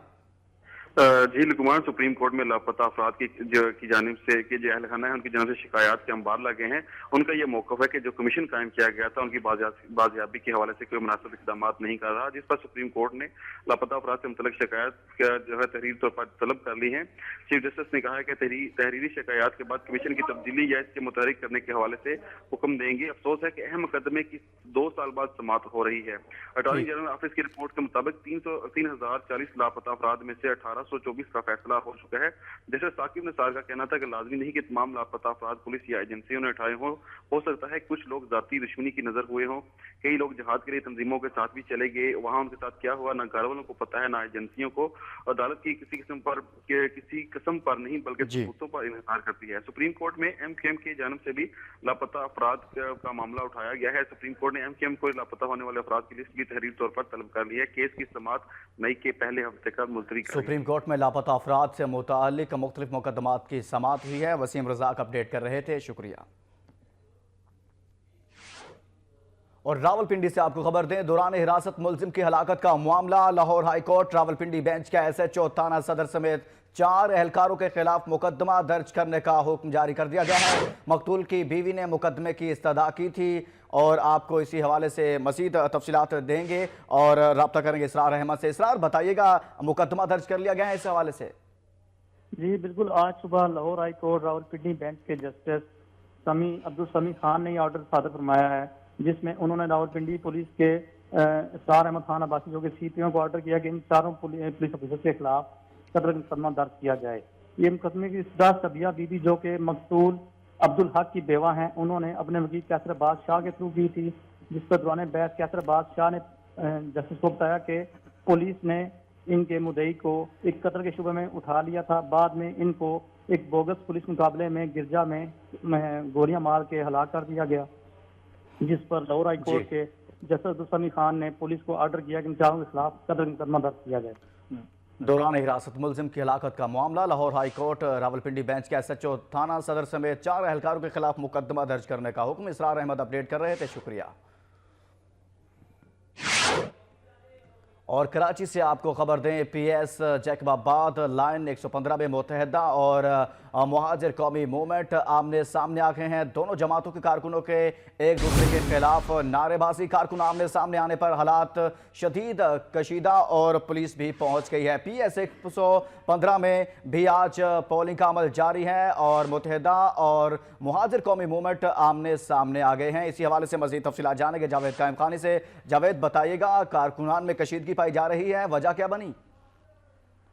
बिल्कुल जी, जैकब लाइन जेट लाइन का एरिया है जहां पर सुबह से ही जो है वो सुस्त रवि का शिकार था पोलिंग, लेकिन इसके कुछ जैसे ही टाइम गुजरा इसके बाद ये देखने में आया कि दोनों पार्टियां यहाँ पर तकरीबन 4 पार्टियां जो है उनके दरमियान मुकाबला तक देखने में आ रहा है, जिनके अंदर पीपल्स पार्टी है, पीटीआई, मुत्तहदा कौमी मूवमेंट है और महाजिर कौमी मूवमेंट हकीकी है। तो दोनों ये गैर समझा जाता है महाजिर कौमी मूवमेंट का, और इसके बराबर का जो एरिया है जेट लाइन का एरिया कहलाता है। इसके अंदर मुत्तहदा कौमी मूवमेंट की भी बड़ी भारी अक्सरियत वोट रही है गुज़िश्ता माजी में भी, और अब भी जो है देखने में आया कि कुछ देर पहले यहाँ पर दोनों जानिब से मोटरसाइकिल सवार इनके दोनों पार्टियों के मुत्तहदा कौमी मूवमेंट और माजी कौमी मूवमेंट के वो आए, दोनों अपोजिट साइड से आए और एक दूसरे पर नारेबाजी करने लगे। इस असना में जो है रेंजर्स और पुलिस की नफरी पोलिंग स्टेशन पर तो तैनात थी, लेकिन इजाफी नफरी का कॉल किया गया। एसपी जो है एसपी लाइन एरिया यहाँ पर मौजूद थे। कॉल करने पर वो करीब से यहाँ पर पहुंचे, जिससे सूरत हाल को काबू में किया और दोनों ग्रुपों को जो है वो बआसानी मुंतशिर कर दिया। दोनों ग्रुप जो है एक दूसरे पर नारेबाजी करते हुए अपनी अपोजिट स्ट्रेंथ के अंदर जो अपने अपने हल्कों में अपने पोलिंग स्टेशन की अपने पोलिंग कैंप्स की जानिब जो है वो चले गए। जी जावेद कायम खानी अपडेट कर रहे थे, शुक्रिया। पीएस जैकब लाइन 115 में मुत्तहदा और मुहाजिर कौमी मूवमेंट आमने सामने, हालात कशीदा, लेकिन पुलिस के पहुंचने पर कारकुनान को मुंतशिर कर दिया गया। कराची से आपको अपडेट कर रहे हैं कि जहां पर पीएस 115 में भी आज पोलिंग का अमल जारी है। मुत्तहदा और मुहाजिर कौमी मूवमेंट आमने सामने आए हैं। दोनों जमातों के कारकुनों के एक दूसरे के खिलाफ नारेबाजी, कारकुन आमने सामने आने पर हालात शदीद कशीदा और पुलिस पहुंची और कारकुनान को मुंतशिर किया और कारकुन नारे लगाते रहे। ये मनाजिर आप देख रहे हैं कि जब पुलिस वहां पर पहुंची, जैकब लाइन है जहां पर यह सारा मामला हुआ। पीएस 115 में भी आज पोलिंग का अमल जारी है, इंतखाब हो रहा है। ज़िमनी इंतखाब के सिलसिले में आज यहाँ पर भी पोलिंग का अमल जारी है। दोनों जमातों के कारकुनों के एक दूसरे के खिलाफ नारेबाजी, कारकुन आमने सामने आने पर हालात शदीद कशीदा हुए और जिसके बाद पुलिस पहुंच गई, जैकब लाइन और हालात को कंट्रोल करने की कोशिश की और कारकुनान को मुंतशिर किया। दोनों जमातों के कारकुनान मुंतशिर हुए मगर नारेबाजी करते रहे एक दूसरे के खिलाफ। मुत्तहदा कौमी मूवमेंट और मुहाजिर कौमी मूवमेंट हकीकी के दरमियान ये सारा मामला हुआ है। कराची पीएस जाकिब लाइन 115 में मुत्तहदा और मुहाजिर कौमी मूवमेंट आमने सामने, दोनों जमातों के कारकुनान एक दूसरे के खिलाफ नारेबाजी करते रहे। कारकुन आमने सामने आने पर हालात शदीद कशीदा हुए। इसी हवाले से मजीद तफसीलात जानेंगे जावेद कायम खानी से। जावेद बताइएगा अब क्या सूरत हाल है? बिल्कुल जी, पीएस 115 का एरिया है जो एमपीएम के अरशद बोहरा जो डिप्टी मेयर कराची के लिए नामजद किए गए हैं, उन्होंने सीट खाली की थी, उन्होंने इस्तीफा दिया था। उसके बाद इस पर ज़मीनी इंतखाबात किए जा रहे हैं। आज जो है सुबह 8 बजे पोलिंग का अमल अपने मुकर्रर वक्त पर शुरू किया गया। तमाम सिक्योरिटी अमूर भी जो है वो खातिर ख्वाह नजर आए। दोनों जानिब से पार्टियों के कैंप्स भी लगाए गए थे। मजमूई तौर पर 14 उम्मीदवार जो है इस हल्के से 11 पीएस 15 पर जो है वो इलेक्शन के उम्मीदवार हैं, जिनमें से 4 पार्टियों को कभी इम्कान समझा जा रहा है कि इनके दरमियान सख्त मुकाबला देखने में आएगा, जिसके अंदर पीपल्स पार्टी है, पीटीआई पाकिस्तान तहरीक इंसाफ, महाजिर कौमी मूवमेंट हकीकी और मुत्तहदा कौमी मूवमेंट अल्ताफ हुसैन। 4 ये ऐसी जमातें हैं जिनके बारे में कहा जा रहा है। अब से कुछ देर कबल जो है ये वाकया देखने में आया गया, महाजिर कौमी मूवमेंट हकीकी और मुत्तहदा कौमी मूवमेंट अल्ताफ हुसैन के दरमियान जो है इनके कारकुनान आपस में आमना सामना हो गया, जिसमें शदीद नारेबाजी की। कारकुनान ने हाथों में पार्टी परचम उठा रखे थे और अपने पार्टी के अंदर नारेबाजी कर रहे थे और मुखालिफिन के कायदीन और उनकी दीगर रहनुमाओं के खिलाफ भी नारेबाजी की गई, जिसके लिए रेंटर्स और पुलिस की सिक्योरिटी तो पहले ही तैनात थी पोलिंग स्टेशन के अंदर। बहुत बड़ा पोलिंग स्टेशन है जैकब लाइन का ये, इसमें तकरीबन 15,000 से ज्यादा वोटर्स हैं और 32 बूथ बनाए गए हैं, 16 खवातीन के लिए और 16 मर्द हजरात के लिए अलग अलग बनाए गए हैं। ये तमाम वाकया जो है बाहर पेश आया। यहाँ पर एसपी लाइजेरिया मौजूद थे, उन्होंने वाकई फौरी पहुंचकर जो है अपनी इजाफी नफरी के साथ तमाम मुजाहिरीन को जो दोनों मुखालिफ पार्टियां थी उनको मुंतशिर किया और दोनों पार्टियों के कारकुनान जो है वो नारे लगाते हुए अपनी मुखालिफ सिंध में अपने कैंप्स की जानिब जो है चले गए और कैंप्स में इस वक्त तमाम कारकुनान उनके मौजूद है। कैंप्स जो है वो इलेक्शन कमीशन के ज़ाब्ता अखलाक के मुताबिक जो है 300 मीटर और 200 मीटर जो उनका दिया गया उसके ही हदूद के अंदर कायम किए गए हैं। तमाम दोनों जमातों के कारकुनान नारेबाजी करते हुए मुंतशिर हो गए। जावेद कायम खान अपडेट कर रहे थे, शुक्रिया।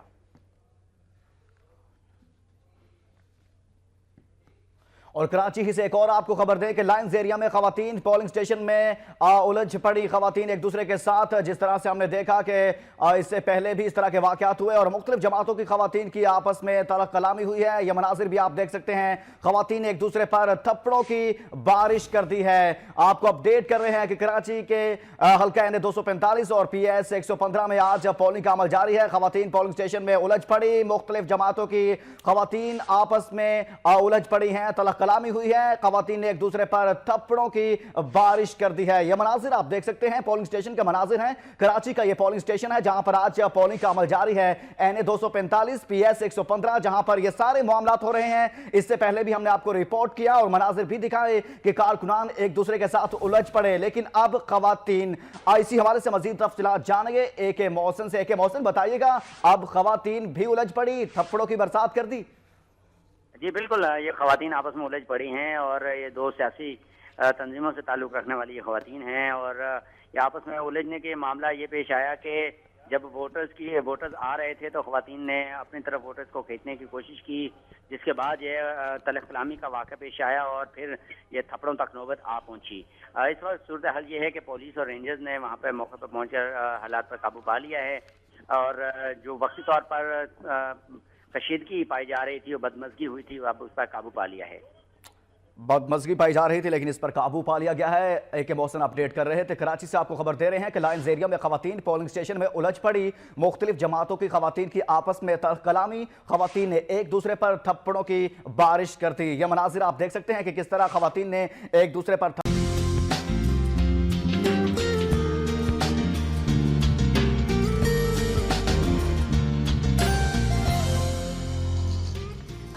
Welcome back. सलाम पाकिस्तान नाज़रीन, आप सबको खुशामदीद कहते हैं और मैं इस वक्त मौजूद हूँ सलाम पाकिस्तान के किचन में। और अभी हम खाने की बात कर रहे थे, हम ये जिक्र कर रहे थे कि हमारा मैदा जो है वो अच्छा खाना ज़रूर चाहता है, आप उसे ज़रूर हेल्दी फूड दीजिए, लेकिन प्रोपोर्शन बड़ा इंपॉर्टेंट है। मैदे को खाली मत रखिए, अच्छा खाना खाइए और अपने आप को ज़िंदगी दी है तो आपको हर तरह का फ्लेवर जो है, हर तरह का फूड वो इंजॉय करना चाहिए। दुनिया भर में आप घूम लें, हर तरह का खाना खा लें, लेकिन जो हमारे देसी खानों की बात है ना, उसका कोई मुकाबला नहीं। लेकिन येस, इंसान है, नई नई चीज़ें चाहता है, नए जायके चाहता है, तो हम भी अब अपने प्रोग्राम में कोशिश करेंगे कि ऑन एंड ऑफ जो है अब वो किचन का सेगमेंट आपके लिए रखा जाए और मुख्तलिफ जो है डिफरेंट फ्लेवर्स जो हैं वो आपसे इंट्रोड्यूस करवाए जा सकें और आप यहाँ पर जो है उन रेसिपीज़ को फॉलो करें और अपने घर में ट्राई करके मुझे ज़रूर बताइएगा। जो इस वक्त पर्सनैलिटी मेरे साथ मौजूद हैं, जो कुकिंग एक्सपर्ट हैं और यहाँ तक पहुँचने में उन्होंने बड़ी मेहनत की है, सीखा उन्होंने पाकिस्तान से और यहाँ पर उन्होंने बाकायदा कुकिंग की क्लासेस ली, कोर्सेज़ किए, डिप्लोमा किया। उसके बाद ये पाकिस्तान के नाम को रोशन करने के लिए इस कुकिंग की फील्ड में बाहर गए। अब माशाल्लाह से इटली में ये एक बहुत अच्छे लीडिंग होटल में अपनी सर्विसेज दे रहे हैं, वहाँ लोगों को नए नए मज़े के खाने बना के खिलाते हैं। इसके साथ साथ जो है ये वहाँ पर पढ़ाते भी हैं। पाकिस्तान आए हुए हैं तो हमने सोचा क्यों ना इनकी एक्सपर्टीज़ को इस्तेमाल किया जाए और आप लोगों से जो है नित नई डिशेस जो हैं वो शेयर की जा सकें। मेरे साथ मौजूद हैं शेफ़ मोहम्मद अनीस कल्याण। अस्सलाम वालेकुम। वालेकुम अस्सलाम। अनीस, आप कैसे हैं? अनीस को आपने पहले भी मेरे प्रोग्राम में देखा होगा, आज भी एक ज़बरदस्ती रेसिपी के साथ मौजूद है। इतना मुश्किल नाम है जो मुझे तो याद नहीं हुआ, लिखा है मैंने तो वो भी मुझे 2-3 बार पढ़ना पड़ रहा है। तो हम अनीस से ही पूछते हैं, अनीस आज आप क्या बना रहे हैं? आज हम बनाएंगे पेने ला अरबियाता। पेने ला अरबियाता, पहले तो 2-3 बार बोल लें ताकि हमें याद हो। पेने ला अरबियाता, पेने ला अरबियाता पास्ता जो उसकी थीम है ये बिलोंग करता है इटली के रीजन कलाब्रिया से। अच्छा। कलाब्रिया एक वाहिद रीजन है इटली का कि जहाँ पर बहुत ज़्यादा स्पाइसी खाया जाता है। ओके। तो जिसकी वजह से वहाँ की जितनी भी डिशेस हैं जो उस सर्कल से और उस ज़िला से वाबस्ता रहे हैं वो सारी की सारी स्पाइसीज हैं। तो जिस अरबियाता का मतलब है गुस्सा। जैसे अंग्रेज़ों को मिर्ची पसंद नहीं होती तो वो खाते तो कहते हैं मैंने क्या खा लिया है, तो इसकी वजह से इसका नाम है ला अरबियाता। इटालियन ज़बान में अरबियाता कहते हैं एंग्री यानी कि गुस्से को। Okay right. तो एक तो बहुत कहते हैं ना रेडी टू, बहुत जल्दी आपके पास्ताज हैं या मैक्रोनीज है बहुत जल्दी बन जाती हैं और उसमें इतना भुनाई का भी मसला नहीं होता, ऐसा कोई सिलसिला नहीं होता। गेस्ट भी आए तो आपने जल्दी से जो है मैक्रोनीज या पास्ता आपने बनाया और सर्व कर दिया। तो आज एक नए तरह का पास्ता जो है वो आपके साथ हम शेयर करेंगे। सो कुकिंग स्टार्ट करते हैं। अच्छा, आप कोई ड्रिंक भी बना रहे हैं? आज हम एक ड्रिंक बनाएंगे सुपर डाइट के नाम से ये अच्छा, ड्रिंक मैं है। चाहूंगी हम पहले पास्ता के अगर बॉईल करने जी, के लिए रख दें ताकि हमारा टाइम जो है वो भी मैनेज हो ये सके। पास्ता इसका नाम है पेने। पेने, ओके। पेने रीगा आते जरा गौर से देखेंगे तो ये पास्ता की कटिंग का जो स्टाइल होता है वो यही होता है कि जो दिखाया जाता है। इस स्टाइल को पेने कहते हैं। पेने कहते हैं। और इसके ऊपर जो लाइंस होती है उसको कहते हैं रीगा। रीगे इटालियन ज़बान में कहते हैं लाइंस को। तो इसको जो पास्ता पे जो लाइंस है वो रीगे हैं, इसको इसलिए से कहा था पेनेला पास्ता। अच्छा, अगर हमें ये वाली डिश बनानी है जिसका नाम बड़ा मुश्किल सा इसलिए मैं नहीं लूँगी बार बार, तो इसमें लाइन होना बड़ा ज़रूरी है। जब भी आप पास्ता लें तो आप उनसे कहें कि ये जो लाइन वाला पास्ता है ये आपको चाहिए होगा इसके लिए, और ये बॉईल करने के लिए रख दिया। अच्छा, ये सिंपल प्लेन वाटर है, इसमें आप कुछ ऐड करेंगे? जी हाँ, थोड़ा सा हम इसमें सॉल्ट ऐड करेंगे। Okay, right. हल्का सा आप हस्बे जायका कोशिश करें, नमक कम इस्तेमाल करें और आयोडाइज सॉल्ट इस्तेमाल करें। जब आप आयोडाइज सॉल्ट इस्तेमाल करते हैं तो आपको थायराइड और बहुत सारी बीमारियों से जो है वो सॉल्ट बचाता है।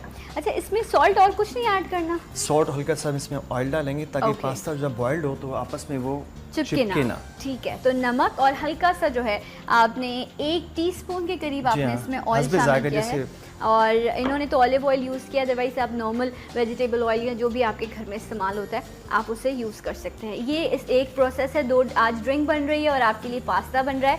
पास्ता बॉईल हो रहा है, ड्रिंक ये जो आप ये है एलोवेरा। जी हाँ, एलोवेरा इसे कहते हैं घी क्वार। जी, नॉर्मली हम घरों में आम दस्तयाब होता है, खासकर घरेलू ख़वातीन जब अपनी स्किन के और अपनी डाइट के मुतालिक अपने आप को बहुत ही ज़्यादा कॉन्शियस रहते हैं कि मैं फिट रहूँ, तो उसके लिए मेरी सजेशन सबसे बेस्ट है एलोवेरा घी क्वार 1 तोला। अच्छा। और इसमें हम यूज़ करेंगे कीवी, जो हम मार्केट में अवेलेबल होती है, चीकू की तरह नज़र आती है लेकिन ये मार्केट में आम स्टोर्स पर भी और फ्रूट मार्केट्स में भी अवेलेबल होती हैं। इसे हम कहते हैं कीवी। राइट। और कीवी के लिए कहते हैं कि आप 4 से 5 ऑरेंजेस ले लें और 1 कीवी ले लें, तो 4 to 5 oranges is equals to 1 kiwi. इतना इसमें जो है इसमें सिट्रस होता है और इतनी अच्छी होती है ये आपकी सेहत के लिए। कुछ लोग कहेंगे कि ये बड़ी एक्सपेंसिव भी है, बट अब पाकिस्तान में ये इजीली आपको मिल भी जाती है। और अब शायद जैसे जैसे ये जो है फल आम होता जा रहा है, इसके प्राइजेस भी हैं जो हैं वो कम होते जा रहे हैं, तो आप ज़रूर इसका इस्तेमाल करें। मुझे ये बताएं अनीस, ये जो आप इसमें आपने एलोवेरा इस्तेमाल किया, ये आपने तकरीबन अगर मैं कहूँ इतना लिया है तो ये 2 इंच का पीस है जो आपने तकरीबन ये 2 इनके 1 तोले के करीब होता है ये इसका जो नॉर्मली वेट है, इसको हम कह सकते हैं। 1 ये इससे कड़वा नहीं हो जाएगा ड्रिंक? क्योंकि मैंने तो कभी कीवी डालने की वजह यही है। कीवी इसके इंग्रेडिएंट्स जो इस तरह से होंगे भी सिंपल से होंगे। ठीक है। 1 तोला आपने इसमें घी क्वार लिया, इसमें एलोवेरा, शुगर इस्तेमाल करेंगे हम, क्रिस्टल शुगर जो आम घरों में इस्तेमाल होती है, कीवी है और इसमें मिल्क डालेंगे हम। अच्छा। फैट फ्री मिल्क है, वरना नॉर्मली तौर पे जो जनरल रेसिपी में यूज़ किया जाता है मिल्क, सोया मिल्क यूज़ किया जाता है, कोकोनट मिल्क यूज़ किया जाता है। तो हम अगर चाहें तो उसको अपने हिसाब से, अगर ये 2 मिल्क यानी कि सोया मिल्क या वो अवेलेबल नहीं है तो इसके आप नॉर्मल मिल्क भी घर का इस्तेमाल कर सकते हैं। राइट। अब ये देखिए इसका टेस्ट, एक तो अब मैं कॉम्बिनेशन सुन के बड़ी हैरान हूँ कि एलोवेरा जो है उसे किसी जूस के साथ नहीं बल्कि मिल्क के साथ जो है उसका कॉम्बिनेशन बनाया गया है।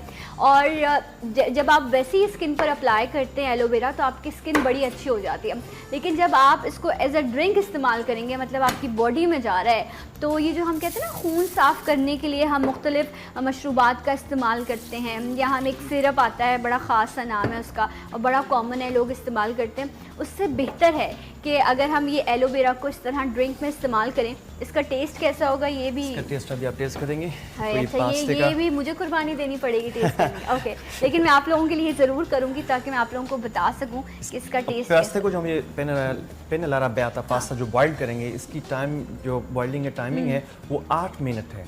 अच्छा, ओके। 9 मिनट यानी कि नॉर्मली 9 मिनट है इसको बॉइल करने का, लेकिन जब हम इसके इंग्रेडिएंट्स तैयार करेंगे तो 8 मिनट जो होगा, एक से थोड़ा सा कम इसमें आप बॉइल करेंगे। इसके बाद फिर आप इसमें जब मिक्स करेंगे तो उसी में वो रेडी हो जाएगा। अच्छा, ये जो 8 मिनट बता रहे हैं अनीस, आप अगर मैं ठीक कह रही हूँ तो आप ज़रूर उसको जो है कंफर्म कीजिएगा इस बात को। पहले आप इसको वो कर लीजिए, ब्लेंड कर लें कि आपने पहले पानी को बॉईल करना है। जब आपका पानी बॉईल हो जाए उसके बाद आपने इसमें पास्ता डालना है। अगर आपने ठंडे पानी में पास्ता डाल दिया तो फिर जो है वो 8 मिनट नहीं होगा, फिर वो ख़राब हो जाएगा आपका पास्ता। तो पहले आप पानी को अच्छे से बॉईल करें, उसके बाद आप उसका पास्ता ऐड करें।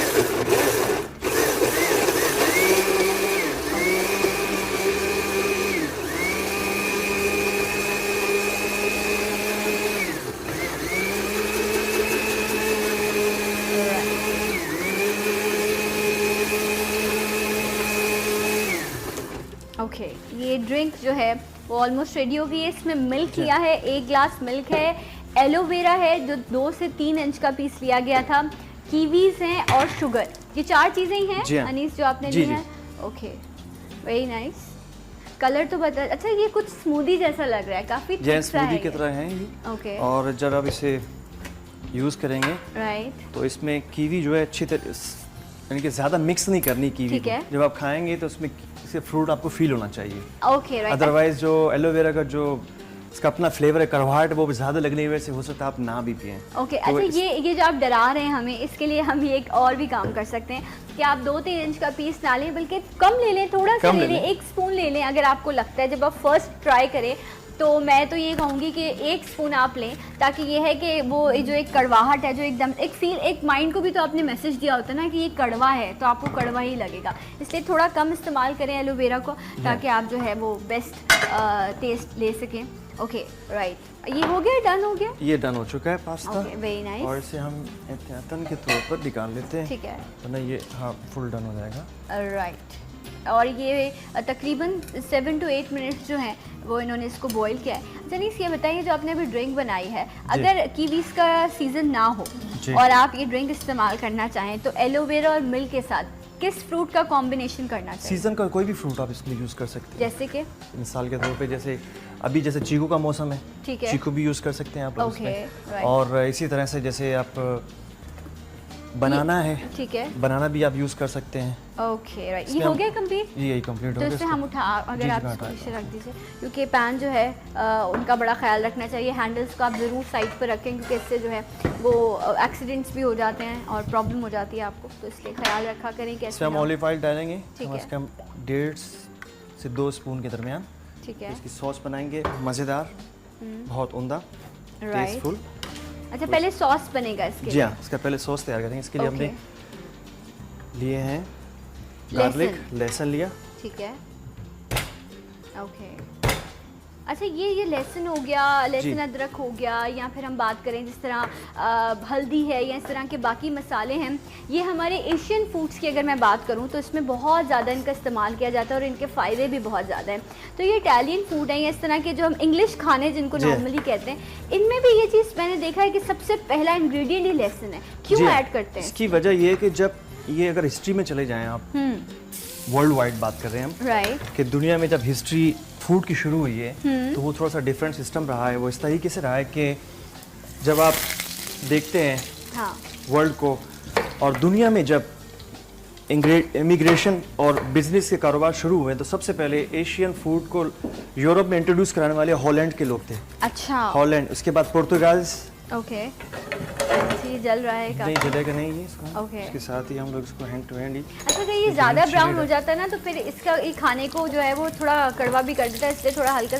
ये देखें आप, रेड चिलीज़, और अभी अनीस मुझे बता रहे थे मैंने 1 हफ्ते से जो है ना हरी मिर्चों को रखा हुआ है और अब वो जो है वो रेड हो गई हैं। तो ये बहुत ज़रूरी नहीं है कि आपको लाल मिर्च ना मिले तो आप परेशान रहें।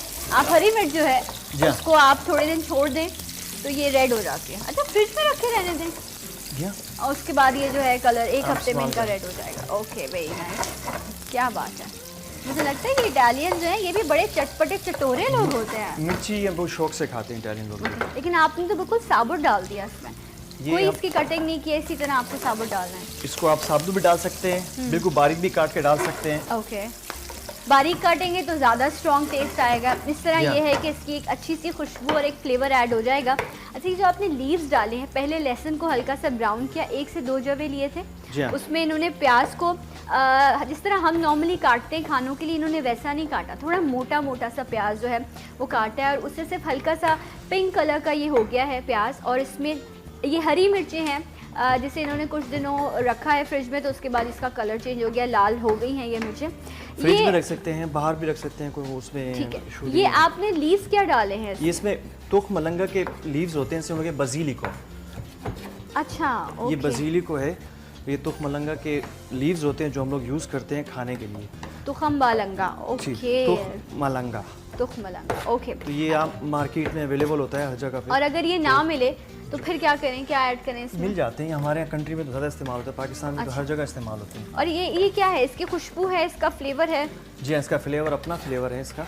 राइट, इनका जो फ्लेवर है वो बहुत टेस्टी है। जब आप इसको टेस्ट करेंगे तो आप कहेंगे अच्छा, मैं इसको स्टोव पे रख दूं? जी, इसको स्टोव पे रख देते हैं। राइट, अच्छा ये जो है आपने पील ऑफ कर लिया था, स्किन उतार ली थी इनके टमाटो स्किन ऑफ कर लिया था इसका। ठीक है। और इसका तरीकाकार यही है कि हमने जब इसे अगर स्किन उतारनी हो इसकी फ्रूट की, तो पहले हम इसे थोड़े से पानी बॉइल्ड पानी में नॉर्मल टोमेटोज को पानी में डाल दें। डालने के बाद जब इसकी स्किन 1 से 1.5 सेकंड के अंदर ही पानी जो है फुल बॉइल्ड होता है, तो आप टोमेटोज को आप रिमूव करके उसकी स्किन आप उतार सकते हैं। ठीक है। उतारने के बाद फिर ये इसकी जो स्किन के बाद जब फ्लेवर बनेगा इस टमाटो का वो ज़्यादा मज़ेदार बनेगा। अच्छा, मैंने नॉर्मली लोगों को ये भी देखा है कि वो टमाटोज जो है वो फोक में फिक्स करते हैं और स्टोव ऑन करते हैं और उसमें थोड़ी सी देर के लिए आप आगे पीछे करें तो उसके स्किन जो है वो फटने लग जाते हैं, तो बड़ा ईजीली जो है वो स्किन उतर जाती है। But do you think Anees कि ये इस तरह करना चाहिए स्किन को पील ऑफ करने के लिए कि गैस के ऊपर आप इस तरह जो है एक चीज़ स्किन उसकी रिमूव करें?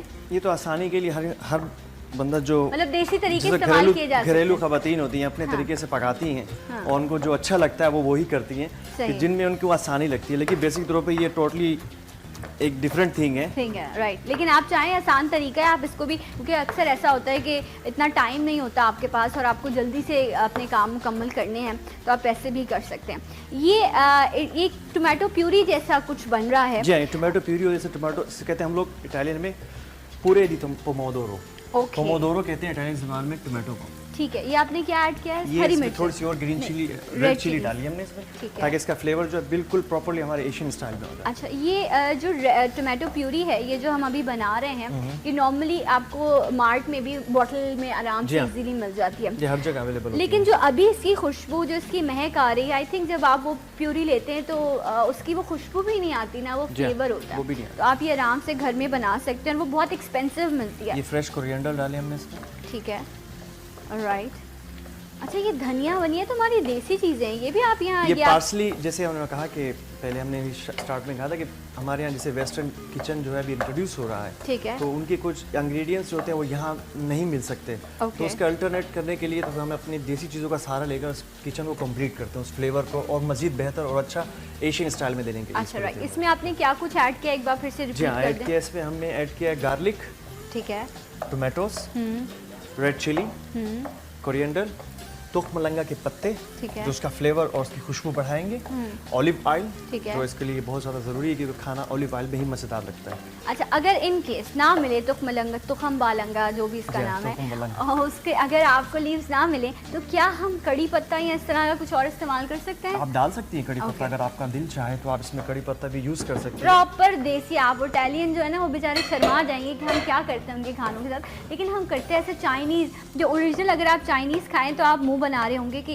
इतना जो है उनको, क्योंकि उनके टेस्ट बर्ड जैसे हैं, हम उसको भी जो है वो स्पाइस डाल के जो है उसका फ्लेवर चेंज कर देते हैं, तो इसमें भी आप जो है वो खुशबू के लिए आप कड़ी पत्ते का इस्तेमाल कर सकते हैं। क्योंकि इटली जो एक वाइट, जैसे यूरोप का डोर कहा जाता है जी, इटली के अंदर जो सबसे ज़्यादा सिविलाइजेशन और फूड के अंदर जितनी जिद्दत पर्शियन कल्चर ने दी है वो किसी ने नहीं दी उनको। और अगर आप इटली में विजिट करें या घूमने जाएं तो आपको वहाँ पर एशियन ईरानी स्टाइल के खाने, जो पुराने एशियन फूड का जो उनका तरीक़ाकार है वो आपको नज़र आएगा नॉर्मली तरीके से। तो ये इसमें हो गया, ये भी रेडी, थोड़ा सा उसको पकाएंगे हम। अच्छा, थोड़ा सा पकाएंगे। अच्छा, मिक्स करेंगे थोड़ा सा। पास्ताज हैं या मैक्रोनीज हैं, इनको जो ये जो डिशेस हैं, ये अगर मैं बात करूं, वो लोग जो डाइट पर रहते हैं 12 महीने, जो रोटी नहीं खाते, जो चावल छोड़ देते हैं, लेकिन ये चीज़ें वो बड़े शौक से खा रहे होते हैं, और उनको क्या ये वेट नहीं पुट ऑन खराब करती हैं? ये जो है इससे भी तो वेट पुट ऑन होता है ना। अगर आप एक रोटी खा रहे हैं, ये भी पास्ता रोटी का अल्टरनेट होता है, अल्टरनेट है, ये भी मैदे से बना है या ये भी आटे से बना है। तो कोई इस तरह का पास्ता या मैक्रोनी है जिसके इस्तेमाल से जो है ये जो वेट कॉन्शियस लोग हैं ये जो है उसको यूज़ कर सकते हैं? जी हाँ, स्पेगेटी एक ऐसा लाइट एलिमेंट पास्ता है कि जो आप जितना खाएं कम लगेगा आपको, उस पर लाइट फील होता है, बहुत ज़्यादा फील लाइट होता है। अब इनकमिंग टाइम्स में आपको स्पेगेटी क्लासिक स्टाइल की जो आप खाएंगे आपको फ्लेवर देगी और मज़ा देगी, तो आपको एंजॉय भी देगी। वो बहुत लाइट फूड होता है और वो जितना खाएंगे, यानी कि जिसने कहा कि 50 ग्राम खाना है तो वो 50 ग्राम ही खा सकता है। ठीक है। अब ये पास्ता, ये फैट यानी कि इसकी जो कटिंग है, उसकी जो बनावट है पास्ते की, वो ज़्यादा हैवी होती है। तो आप हमारी रोटी और चावल को जो है ना वो उस पर जब आप बुरे बुरे मुंह बना रहे होते हैं ना, ये तमाम चीज़ें भी जो है ना आपका वज़न बढ़ाती हैं। मज़ीद भी हम कुकिंग के हवाले से बात करेंगे और एक बार फिर से रेसिपी रिपीट करवाऊँगी। हमारे साथ रहिए, मिलेंगे आपसे ब्रेक के बाद। सलाम पाकिस्तान।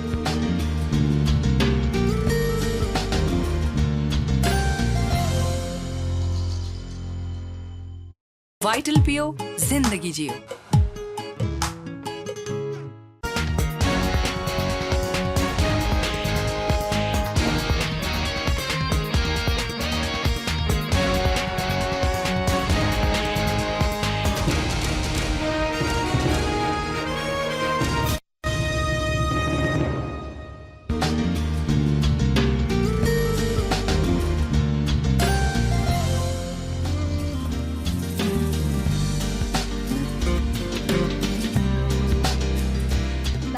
पाकिस्तान नाज़रीन, और ज़बरदस्त सा पास्ता जो है वो रेडी हो रहा है। इसका नाम जो है क्या नाम है इसका नीस? पेनेला अरबियाता। पेनेला अरबियाता जो है, मुझे ऐसा लग रहा है किसी पिज़्ज़ा का नाम है ये, क्योंकि पिज़्ज़ा के भी बड़े मुख्तलिफ से जो है आपको नाम मिल रहे होते हैं। और इटालियन अगर हम फूड की बात करें तो जहाँ पिज़्ज़ा, पास्ताज, यही इनके शौक। जिस तरह हमारे यहाँ रोटी, चावल, निहारी, हर शहर का अपना अपना मुख्तलिफ फूड है, हर सूबे का अपना फूड है। इस तरह इटली में जो है ये पास्ताज और ये तमाम चीज़ें तो हैं ही, बहुत ज़्यादा लोग पसंद करते हैं, पिज़्ज़ा बहुत पसंद करते हैं। और कौन सी ख़ास उनकी जो है वो फूड हैं जो वहाँ पर खाए जाते हैं, पसंद किए जाते हैं? इटालियन में पास्ता खाते हैं बहुत शौक से, पास्ता ओवन का पास्ता शौक से खाते हैं। इनके अलावा उनकी अपनी बहुत सारी डिशेस हैं, बीफ की हैं, मटन की हैं, तो गाय बगाए हम आपको सारी नई नई डिशेस सिखाएंगे। अच्छा। वो लोग ज़्यादातर एपेटाइज़र को बहुत पसंद करते हैं। ओके। अब ये इटालियन के हिसाब से ये लाइट फूड है उनका, राइट, कि जल्दी से खाया और अपने शॉप पे काम पे चले गए। हाँ, मतलब वो ना बहुत इजीली आप उसे कुक कर सकते हैं। और आप ये देखें, इसमें मीट का इस्तेमाल नहीं किया गया। नॉर्मली हमारे यहाँ हम मिक्रोनीस और स्पेगेटीज बनाए, उसमें भी लाजमी हमें ये होता है कि हम इसमें किसी ना किसी तरह का हम मीट ऐड कर लें। अगर आप विदाउट मीट भी इसे यूज़ करते हैं तो उसका अपना एक ओरिजिनल फ्लेवर है और ये बहुत ही आपको टेम्पटिंग लगेगा। ये पास्ताज जो हैं वाइट सॉस के साथ जो बनाए जाते हैं वो डेफिनेटली बहुत हैवी होते होंगे। वो हैवी होते हैं और ज़ाहिर है कि उसमें फ्लावर यूज़ किया जाता है, मिल्क होता है। पहले वाइट सॉस बनाने से पहले हम उसे कहते हैं रू। ओके। वो वाइट रू बनाए जाती है, जो मदर ऑफ द किचन, पूरी वर्ल्ड का किचन हो, चाहे फ्रेंच हो, इटालियन हो, जर्मन हो, अमेरिकन हो, तो उसमें जो वाइट रू जो है वो mother kitchen of the mother कहा जाता है। किसी भी चीज़ को बनाने के लिए वाइट रू हर चीज़ में यूज़ की जाती है। अच्छा, ओके। अच्छा, वो वाइट सॉस जो है वो आपने अच्छे अच्छे जो रेस्टोरेंट्स हैं वहाँ पर आपने ज़रूर उसे ट्राई किया होगा, और वो घर में आप कैसे बना सकते हैं? मैं इससे कहूँगी नेक्स्ट टाइम जो है वो वाइट सॉस ज़रूर बनाएंगे। और ये डन हो चुका है, रिपीट कर देंगे एक बार जी बिल्कुल रेसिपी को। इसकी रेसिपी में जो हमने इंग्रेडिएंट्स यूज़ किए हैं, ऑनियन, गार्लिक, कोरिएंडर यानी कि हरा धनिया, और तुख मलंगा के पत्ते, ठीक है, ऑनियन, ऑलिव ऑयल यूज़ किया हमने इसके साथ। और कम्बिनेशन देने के लिए ग्रीन चिली को हमने अपने घर में ही रेड किया से, यानी कि जो नॉर्मली प्रोसेस होता है। तो करने के बाद ये स्पाइसी है और हस्बे ज़ायका नमक जो आपकी चॉइस और आपकी पसंद के मुताबिक हो।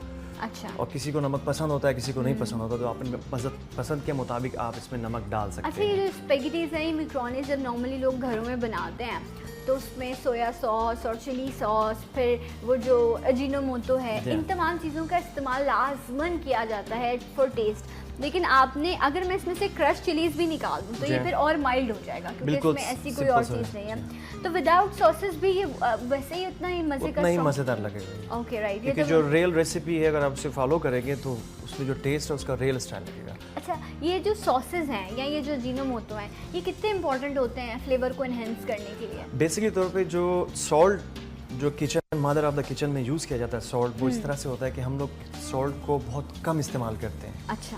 बिल्कुल लास्ट मोमेंट्स में हम लोग यूज़ करते हैं। अगर आप अपनी हांडी बना रहे हैं और अब कोई भी चीज़ आप बना रहे हैं उसमें अगर आप सॉल्ट डालते हैं तो सॉल्ट डालने के बाद आप जब खाना बना रहे होते हैं तो उसमें ये होता है कि वो खाने की जो ताकत होती है वो ज़ाया हो जाती है। अच्छा, देसी खानों में भी जब वो देसी खानों में भी और इंग्लिश खानों में भी, किसी भी दुनिया के खानों में पहले नमक डालेंगे तो उसकी जितनी ताकत है वो उसकी जल जाती है। राइट, तो खाना बिल्कुल एंड में नमक एंड में डालें, यानी कि जब उतारने से थोड़ा सा पहले नमक डाल के उसका मिक्स करके फ्यू सेकंड्स के लिए आप उसे स्टीम पर रख देंगे तो वो नमक का फ्लेवर उसमें उसी तरह से ही आएगा। अच्छा, क्योंकि यही सवाल आ रहा होगा आपके भी जहन में कि अगर हमने एंड में डाला तो अगर आपने गोश्त बनाया है या आपने सब्जी बनाई है तो वो कहते हैं ना फ्लेवर रच जाना चाहिए आपके खाने के अंदर, तो वो फिर नमक अलग अलग सा नहीं लगेगा, मिक्स हो जाएगा? लगेगा, वो इस तरह से नहीं लगेगा। जैसे मिसाल के तो अपने बिरयानी बना रहे हैं, ठीक है, आपने सॉस तैयार किया, उसके लिए अपने सालन बनाया, तो उस सालन में थोड़ा सा कॉन्डिमेंट लास्ट मोमेंट में डाल के उसको थोड़ा सा हिला के स्टीम पर रख दें just a couple of seconds के लिए, तो उसका फ्लेवर वही देगा। अदरवाइज जितनी भी उसकी प्रोटीन है जो आपने वेजिटेबल बनाया, उसके अंदर मीट बनाया, तो वो सॉल्ट डालने के बाद वो बिल्कुल ही डेड हो जाता है। तो जैसे आज सुबह ही आपके डॉक्टर साहब ने कहा कि हेल्थ के लिए बहुत कॉन्शियस रहना चाहिए, अच्छा हो, बेहतर हो और बेहतरीन खाना खाने के लिए ज़रूरी है कि थोड़ा सा अटेंशन देना चाहिए। हाँ, अटेंशन बड़ा इंपॉर्टेंट है। और जब आप ये भी ये जितनी आसानी से बन गई है उतनी जल्दी लोग जो हैं इन चीज़ों को जो है वो खाते भी हैं। और थोड़ा सा प्रॉपर टाइम दीजिए, बैठिए सब्र से, बगैर किसी फ़ोन कॉल के आप खाना खाइए ताकि आप उस फूड को भी इंजॉय कर सकें और प्रॉपर जो है आपका डाइजेशन, जिस पर हम आज बात कर रहे थे, वो भी हो सके। ये जो ड्रिंक है ये भी हम एक बार आपके लिए रिपीट कर देते हैं और मुझे याद रहें अगर चीज़ें, तो aloe vera, Kiwis, sugar and milk, ये 4 चीज़ें जो है इनका कॉम्बिनेशन करके ये ड्रिंक बनाया गया है। और ये आप देख सकते हैं, पता नहीं इसका टेस्ट ट्राई करके देखा जाए वैसे। बिस्मिल्लाहिर्रहमानिर्रहीम, मेरे ख्याल से ये इसको मिक्स कर लें एक बार। राइट, ओके, चलें, अल्लाह रहम करे ये कैसा होगा। अब मुझे बड़ा इस वक्त इसका तजस्सुस है कि ये किस तरह का होगा, लेकिन ओके। 5 स्टार होटल्स के अंदर ज़्यादा हमारे गेस्ट जो आते हैं, हाँ, जो ख़ास तौर पे ख़वातीन, घरेलू ख़वातीन और जो डाइट करती हैं, उनको वो चाहती हैं कि हमें अपना डाइट स्टैंडर्ड रखने के लिए जिम के बाद ये बहुत टेस्ट देता है। मैं आपको बताऊं, इसमें आपको कहीं से नहीं पता चल रहा कि इसमें एलोवेरा का इस्तेमाल किया गया। जब ये आप इसका पहला सिप लेंगे तो ये इतना मीठा और इतना मज़े का है कि आई कैंट बिलीव इट। मुझे यकीन नहीं आ रहा कि मैं इसमें एलोवेरा, अगर ये मेरी नज़रों के सामने ना डाला गया होता तो मैं यकीन ही नहीं कर सकती थी कि इसके अंदर एलोवेरा शामिल किया गया। ये इतने मज़े का, इसलिए मैं एक और सिप इसका ज़रूर लूँगी। इट्स टू गुड, बहुत मज़े का। और आप इसे ज़रूर ट्राई करें। और अब रमज़ान शुरू होने वाला है। रमज़ान में बनिस्बत इसके हमारी रूटीन है, हम लाल शरबत है और इस तरह की चीज़ों का इस्तेमाल करते हैं। दूध का इस्तेमाल बड़ा ज़रूरी है और इसमें दूध ऐड किया गया है, आप बच्चों को भी दें। और मुझे लगता है कि ये जो एलोवेरा का आपने इस्तेमाल किया, अभी गर्मी है, लोगों को गर्मी दाने और इस तरह की कंप्लेंट्स रहती हैं, तो इससे आप वो भी चीज़ कवर कर सकते हैं। बेसिकली तौर पे एलोवेरा का जो काम है वो ब्लड को फिल्टर करना होता है। अगर आप ये खाएं, आपके स्टोमक को वो रिफ़्रेश करते हैं, आपके इंटरनली तौर पे जितनी भी मशीनरी है हेल्थ को जो मूव करने के लिए इस्तेमाल होती है, तो एलोवेरा ऐसे एक एलिमेंट है, ये आपको ताकत देता है और आपको दोबारा से फ्रेश करता है। जैसे आप अपनी गाड़ी की ट्यूनिंग कराने के लिए चाहते हैं तो ये आपके अंदर से ट्यूनिंग करते हैं। Okay, very nice. सर इसमें थोड़ी सी आप आइस ऐड कर लेंगे तो और मज़े का जो है ये चिल्ड हो जाएगा और आप इसको ज़रूर इस्तेमाल करें। बच्चे जब स्कूल से आते हैं उस वक्त ये इंस्टेंट एनर्जी का भी काम करेगा आपके लिए। आप इस ड्रिंक को इस्तेमाल करें, कॉम्बिनेशन बड़ा अच्छा है। पास्ता शाम में चाय के वक्त आप इसको बना सकते हैं। बल्कि अनीस, ये एक कंप्लीट मील है।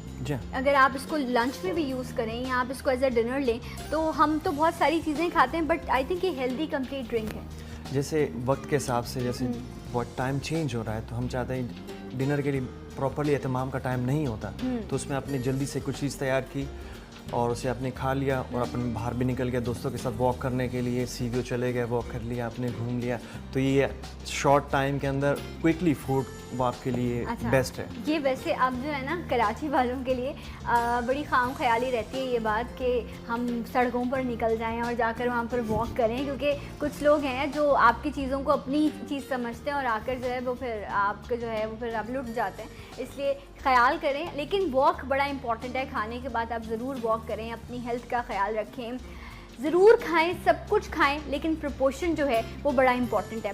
अनीस, जिस तरह आप 5 स्टार होटल्स में आपने काम किया और आप वहाँ के लिए जो है सर्व करते हैं, सर्विसेज देते हैं, जब हम किसी बड़े रेस्टोरेंट में जाते हैं तो इतना सा मेन कोर्स होता है, साइड पर वेजेस होती हैं, यहाँ पर कुछ थोड़ा सा रखा होता है, हम कहते हैं यार इतने हज़ार इतने पैसे दे दिए और ये देखो ये लेके क्या है। इवन कि अगर आप प्रॉन्स देखें तो वो इतना बड़ा प्लेटर होगा, उसमें 2 या आपको 3 जो है वो प्रॉन्स रखे होंगे और वो काफ़ी एक्सपेंसिव डिशेस होती हैं। नॉर्मली जो लोगों की सोच है, मैं आपको वो बता रही हूँ, तो वो लोग तो एक बंदे के प्रोपोर्शन के हिसाब से दे रहे हो। जी हाँ, नॉर्मली तौर पे एक बंदे की जो डाइट है उसको मद्देनज़र रखते हुए क्वांटिटी के हिसाब से जो प्रोटीन, विटामिन्स और एनर्जी आपको चाहिए होती है वो उस फूड के उस मेन्यू में कंप्लीट होती है। बज़ाहिर तो देखने में बहुत छोटे पोर्शन लगते हैं, लेकिन एक नॉर्मली हेल्थ के लिए, कि अंदर के लिए, बॉडी के लिए क्या चीज़ मौजू है, वो हम शेफ़ लोग ही जानते हैं कि आपकी सेहत के लिए क्या चीज़ बेहतर है। अच्छा, ये जो आपने बनाया पास्ता, ये कितने लोगों के लिए? वैसे नॉर्मली तो किसी एक के लिए भी 200, नॉर्मली एक पोर्शन जो होता है वो 200 ग्राम होता है पास्ता जो खाने के लिए। जैसे हम लोग देसी लोग हैं पाकिस्तान में, हिंदुस्तान में, एशिया में जितने भी हम लोग हैं, तो हमें पसंद होता है कि थोड़ा सा ज़्यादा खाएं, 2 रोटी 3 रोटी खाते हैं, तो उन चीज़ों को मद्देनजर रखते हुए तो मैंने इसका 200 ग्राम पोर्शन बनाया है। अच्छा। ताकि एक बंदा जो है सुकून के साथ ये खा अच्छा, ये एक बंदे की डाइट है? ये एक बंदा भी खा सकता है और 2 बंदे भी खा सकते हैं। वैसे तो 2 खाएं तो ज़्यादा बेहतर है, क्योंकि ये स्टमक एक ऐसी चीज़ है, इट्स लाइक अ बलून, जिस तरह अभी आगा साहब बता रहे थे। आप उसको जितना फिल करते रहेंगे वो फैलता तो जाएगा, लेकिन वो फिर आप ही के लिए परेशानी होगी, आपको आदत बन जाएगी, फिर वो बार बार आपसे डिमांड करेगा कि मुझे उतना ही खाना दिया जाए। और थोड़ी सी मिर्चों के हवाले से आप भी ज़रूर तमाम इंग्रेडिएंट्स के बारे में जानते हैं। कहते हैं कि हल्का सा स्पाइस जो है वो ज़रूर ऐड करना चाहिए, और हरी miर्चों के लिए कहते हैं कि जब आप इसका इस्तेमाल करते हैं खाने में तो ये आपके माइंड को एक मैसेज देती हैं कि अब आपका स्टमक जो है वो फुल हो गया है, तो आप कम खाना खाते हैं। Is it right? ऐसा ही है हरी मिर्चों के हवाले से? असल में हरी मिर्चों में होता है विटामिन सी। ठीक है। जो विटामिन सी है जो हमारे स्टोमक के लिए बहुत ही मजबूत और ताकतवर एलिमेंट है, कि जो हम हर वक्त नहीं खा सकते। अब नॉर्मल लाइफ में आप उठते बैठते हो तो विटामिन सी से यानी कि मुराद है कि मिर्ची तो नहीं खा सकते, अब उठते मैं थोड़ी सी मिर्ची चख लूँ, नहीं। तो जब खाना बनता है उसमें हम ऐड करते हैं तो वो हमारी सेहत के लिए बहुत ज़्यादा मुफीद साबित होता है। राइट, लेकिन ये कि वैसे भी ना आप खाएं डायरेक्टली कि आपने हरी मिर्चें खा ली हैं, वो भी आपके स्टमक में अल्सर की वजह बन सकता है। हर चीज़ की मिकदार बड़ी इंपॉर्टेंट है। बहुत ज़्यादा मिर्चें खाने वाले जो है वो एक लाइफ में तो बड़ा इंजॉय करते हैं, फिर उसके बाद एक वक्त आता है जब डॉक्टर्स कहते हैं कि नहीं, अब आपने मिर्ची के पास भी नहीं जाना। फिर वो बेचारे फीके और इस तरह के सादे खाने जो है वो इस्तेमाल कर रहे होते हैं। ये जो मैकरोनीज़ हैं, इनकी कितनी तरह का पास्ता मैकरोनीज़ आप बना सकते हैं? मैकरोनी पास्ता जो है कई अकसाम का होता है। नॉर्मली तौर पे 4 से 5 अकसाम का बना सकते हैं। इसको फ़िश के साथ बना सकते हैं, मीट के साथ बना सकते हैं, बीफ के साथ बना सकते हैं, चिकन के साथ बना सकते हैं, sea food mix sea food के साथ बना सकते हैं। जैसे आज हमने ये पास्ता बनाया, पेनेला अरबियाता पास्ता, पेनेला अरबियाता पास्ता। इसे आप जैसे हमारे यहाँ शौक से गोश्त खाया जाता है, आप फ्राई करके देखें, चिकन और मटन को मिक्स करके बना के खाएं। चिकन और मटन का कीमा ले लें, उन दोनों को मिक्स करके, जिससे हमने सॉस तैयार किया था, ऑलिव ऑयल डाला उसमें और गार्लिक डाला था हमने, इसमें बेसल लीव्स डाली थी उसमें, तो मिक्स किया। उसी दौरान आप अपना चिकन का और मटन का कीमा मिलाया हुआ इसमें डाल के थोड़ा सा भूनें उसको अच्छे तरीके से, फिर आखिरी मोमेंट्स में इसमें आप टोमेटो सॉस डाल के उसको अच्छी तरह से दम कर लें। जब वो स्टीम के साथ तैयार होगा, तैयार होने के बाद वही आपको चीज़ जो है वो एक डबल फ्लेवर दे देगी। डबल फ्लेवर देगी, जिस तरह आप नॉर्मली पिज़्ज़ाज़ में होते हैं ना, क्या जिस तरह के कुछ यूरो फ्लेवर्स होते हैं जिसमें आपको मीट और चिकन जो है वो एक साथ मिलता है। मैं पिज़्ज़ा लवर, और लेकिन वो एक इतनी हैवी डिश है, उसमें क्योंकि चीज़ भी है, फिर उसकी डो भी जो है, तो वो आप ऐसा नहीं कर सकते कि पिज़्ज़ा कुछ ऐसा हो जिससे आप मोटे भी ना हो।